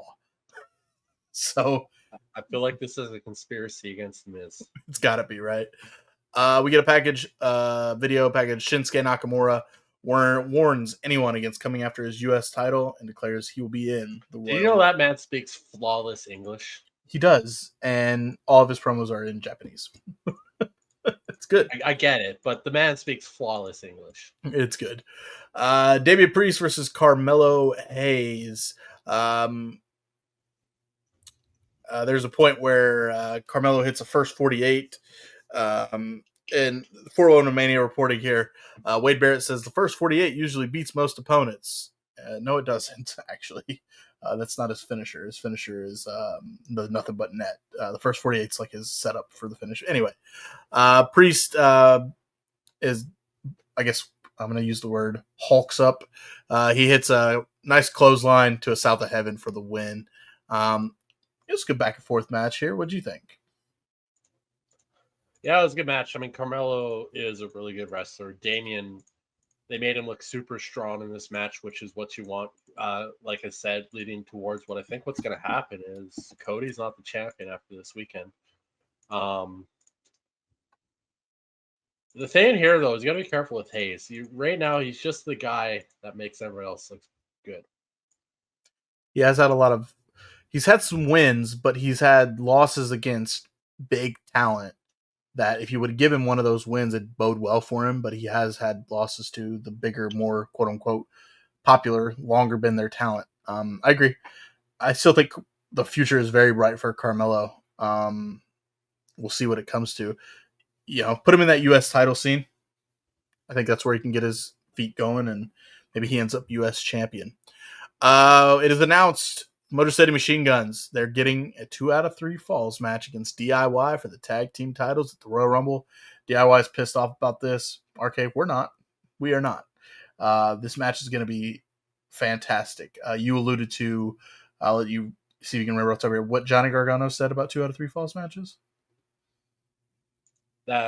It's it's time to remind the world why he's the best at those matches. Yeah, go back and find his 2 NXT 2 out of 3 Falls matches. Andrade, him and Andrade, I think, was in Philadelphia, NXT Takeover Philadelphia. It was Adam Cole was the other one. I don't remember where that one was. It may have been Dallas. Was that the one where it was 3 different match types too? Yeah, I think so. Yeah. But yeah, Johnny is fantastic in this. People are, we're hyping this up. People are on the internet are hyping it up too, saying we're gonna get some old school NXT Black and Gold era vibes with this 2 out of 3 Falls tag match. So hopefully they tear the house down and put on a show in front of over 60,000 people in Lucas Oil Stadium. Cody Rhodes welcomes Damian Priest to SmackDown, and Damian says, "I'll see you soon, champ." Took a good hard look at that belt. Yes, he did. Told him we'll see him soon. We get a rundown of what's happening on Saturday night's main event.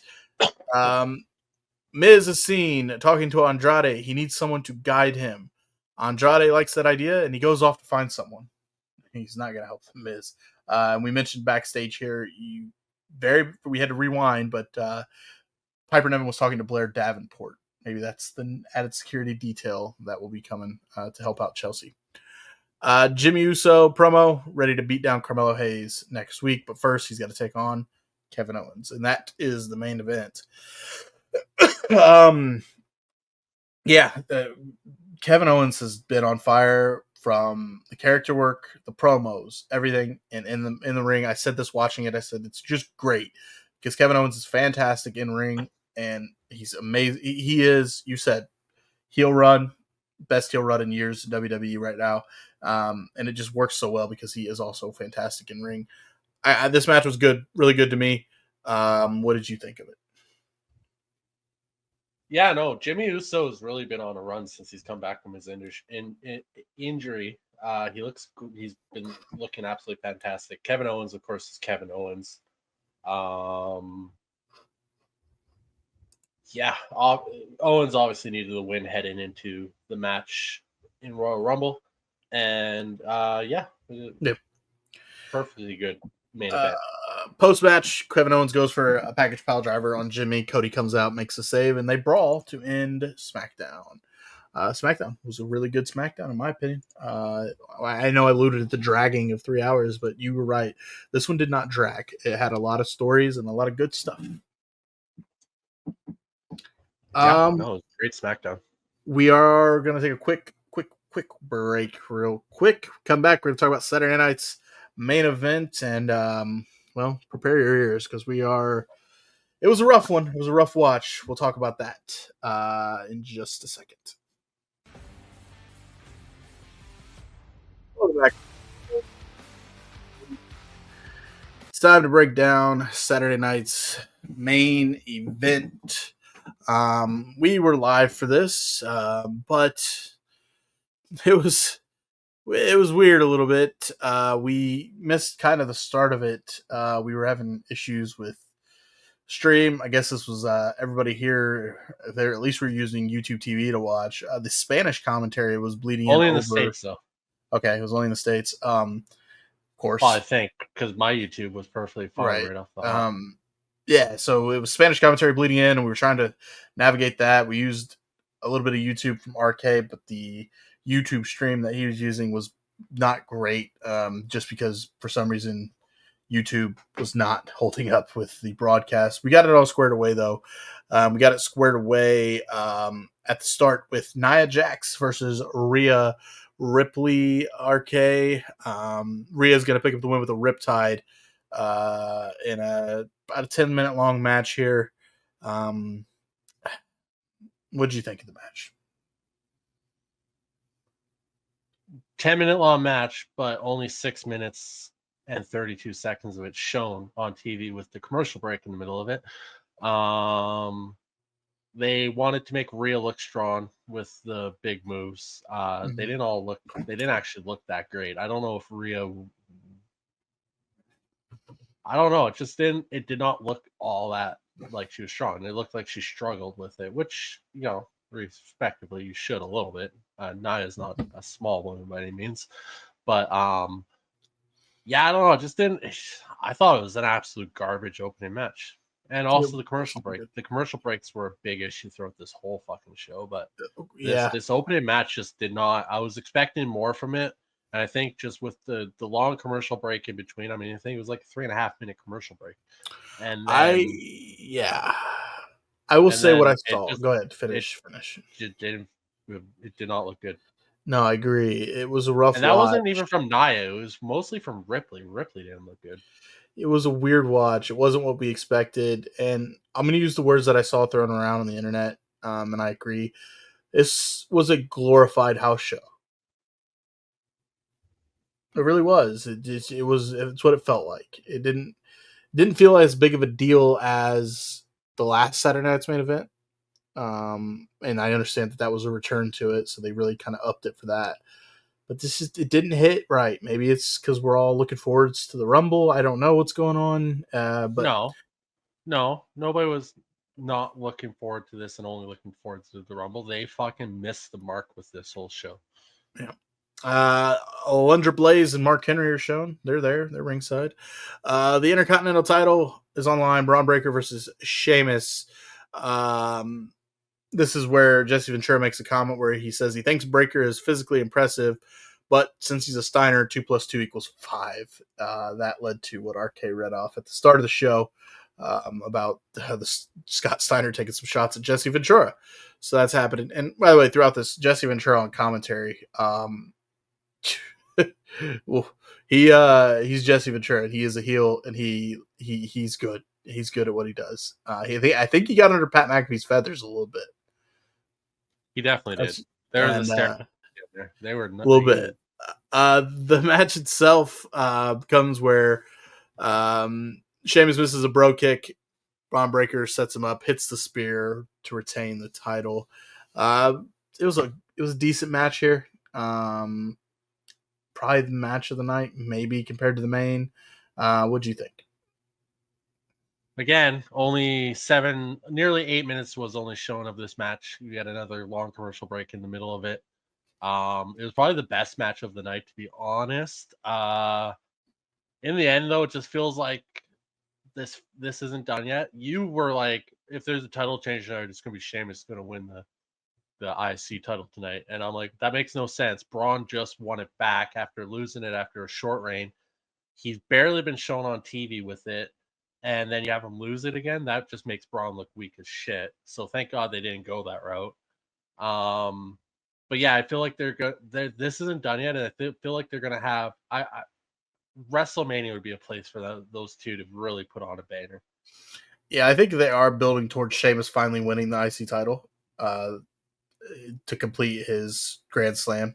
But we'll see. We get a video. Shawn Michaels is here. Get ready. He's going to mediate the contract signing. Ted DiBiase, Dory Funk Jr., and Jim Duggan are ringside. The Legends are in full force for Saturday night's main event. Shawn Michaels comes out, who says he is sweating through his clothes, which he was once he takes off a jacket later. He's there for the contract signing. He promises to get the job done. Nick Aldis couldn't do it, so he brings in the closer. Shawn brings them both out. There's a stare down. Shawn wants him to sit. They don't. Michael says he has to get the signatures. Cody signs first without saying a word. Owens, who, by the way, is wearing a Cody Sucks Eggs shirt. Those will probably be available, maybe? Or no, those won't be available. No, it's just a throwback to when I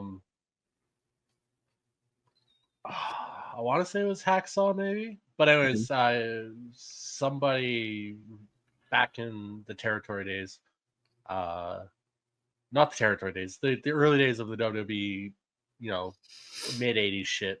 Somebody always wore a Dusty Sucks Eggs shirt. So. Kevin teases that he's going to sign, but he doesn't. He takes the mic and accuses or talks about how Cody might have been Hacksaw. It might have been Hacksaw, which is interesting because Hacksaw was ringside. He talks about how Cody accused him of always taking the easy way out, and that's not what he did at Bash of Berlin. Or that's what he did at Bash of Berlin. No, it's not what he did at Bash of Berlin. He didn't take the easy way out. He could have. He could have taken his leg out and beat Cody, but he didn't. That Cody is the one who quits when things get tough. Cody grabs the mic and yells enough that he's done dealing with Owens trying to justify himself. He wants to find out who he's facing at Mania. Kevin still won't sign. Goes on a rant about how he's taken everything he has. Amazing when the truth cuts deep there, Cody, doesn't it? So he won't sign. He goes on a rant about how Cody has taken everything he has deserved for the last 10 years, or that he is going to take everything he's deserved. Shawn Michaels calls Kevin Owens jealous, which leaves Kevin pissed off. Kevin thinks Michaels is jealous because he's bringing more prestige to the title than Shawn ever did, and that the only one who's going to lose his smile is Cody Rhodes. Kevin Owens does sign after this. Shawn needs them to hand over the titles and hang them above the ring. They get hung. They do this. Titles are hung. Shawn wishes them both luck. Shakes Cody's hand. Goes to shake Kevin's. Doesn't, because he knows he's not getting a handshake there. Kevin decks Cody. Shawn shoves Kevin back. Kevin goes for a package pile driver on Shawn Michaels. Cody breaks it up, but we get a sweet chin music from Shawn Michaels, which leaves Kevin on the floor. We get a segment, an intense segment. Or no, sorry, I'm pushing ahead. I'm getting used to 4-1 Mania. That was an intense segment. Michaels was perfect choice here. Even having to drop Kevin Owens may not have been the best idea. I saw people on the internet saying, like, people posting clips saying Shawn Michaels with a super kick, and everybody was fucking flooding him saying, that's a sweet chin music. Well, it is a super kick, but it's a when sweet super chin. kicks mattered. What'd you think of the contract signing and the title exchange here? It was nice to see Cody with some fire. That's the kind of Cody that he's really good at it. Kevin continues to be the best thing WWE's got going though right now. Period. Amazing. Agreed. Yeah. Kevin, I mean, printing up all. Shawn just quit, just like Cody quit. Yeah. Jacob Fatu, Braun Strowman. This match gets thrown out with a DQ because Jacob put his hands on a referee and threw him out. This was what we expected. Just, what does Big E say? Meat. Slapping meat. We get Jacob Fatu got thrown over the announce table. There's a freaking fly in my room all of a sudden. Love that. Yeah. What do you think of this match? Jacob Fatu, by the way, 6 straight hip attacks on Strowman in the corner, has to get separated by the referees and all that. And just, I think it was booked to make Jacob Fatu look like a killer. What did you think? I mean, I don't think that's a thought. I think that's exactly what they did. Sorry. I'm positive that's exactly what they did. You beat down a 7-footer, 400-pound man in that fashion, dismantle him. People are gonna take notice. They're gonna be like, oh yeah, yeah. No, they made Jacob look like an absolute beast. It's good. Jacob's going places. I don't know. I don't know if Jacob's world title quality though. I don't know. Yeah, we'll see. We got to see more. See what more he can do. We haven't even got the full scope of what he can do in the ring either. But yeah, time will tell. But he's definitely going places. I agree. The Brainbusters, they're there. Joe Tessitore, Jesse Ventura recap. Ventura puts over Jacob Fatu here. They kind of hit on the Royal Rumble a little bit, and then it's announced that iShow Speed will be live streaming at the Royal Rumble. He will be, live on Twitch or YouTube. I don't know where he live streams. Yeah, he's gonna be live. He does these like IRL live streams where he walks around places, and that's how he does it. And I guess Triple H is giving him the green light to come live stream at the Royal Rumble. What do you think of that? Be different. I wonder how much he'll actually be allowed to get backstage. Yeah, Triple H hinted when you're gonna have surprises. Yeah, he said you could sit in Gorilla with me, and I'm like, well, fuck. There goes the surprise entrance for the Rumble. Speed's gonna spoil him. No, I'm sure honestly, they're gonna he won't spoil them because I ain't watching it. I don't even know who the fuck the guy is. So, yeah, no. World title match: Jey Uso versus Gunther. We were hoping we were like, you know what? They can save Saturday night's main event. Put Jay, give Jay the title. This match went 17 minutes. I don't know how commercials worked, but there was a fucking ton in here. Jay does 17 not. minutes? That's what it says. 17 minutes and 12 seconds. Only 10 minutes of the match was shown. It was expected from what you know. Gunther's powerful. Jay resilient, fight back. There was a moment that made us both think Jay actually did it. There was a near fall that got us. It got a lot of people. Jay almost picked up the win after a spear into the splash. Fans losing their minds, but then Gunther hits the power bombs to retain. That Gunther 2 wins. count was a lot closer to 3 than the one that Jesse Ventura was very It's upset true. about. It's true. What'd you think? Gunther retains. Meh. It's a good match.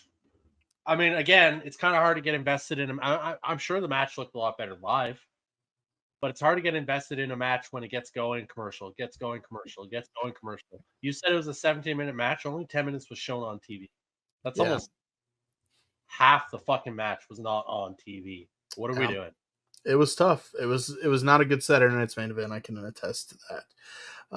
That's a wrap on all the show recaps.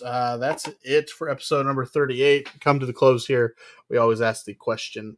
RK, what was your show of the week? You know, the only one that stands out because it stood out was SmackDown. SmackDown was absolutely fantastic this week. Yeah, you love making the comment of piggybacking, but I'm also going. No, I'm not. TNA. Screw it. You're just saying TNA because you don't want to piggyback off what I said. No. I'm saying TNA because it was really cool to see TNA live TV again. They were doing live episodes for the first time in 8 years. I thought that was really damn cool. I hope this partnership helps flourish for them. And yeah, I'm rocking with TNA. I'm rocking with TNA this week. So wrestler though of the week, who you got? Just because of all the shenanigans, Kevin Owens once again, wrestler of the week, absolutely fantastic. This is a tough one right now. Why do I want to say The Miz for everything he did on SmackDown, even though it was so short?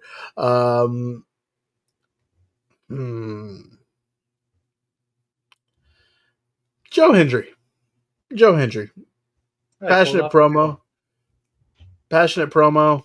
new world champion, first title defense against Matt Cardona, making his stamp, and probably see him soon in the Royal Rumble. Just saying. Yeah. With that being said, that's going to bring a wrap to episode number 38.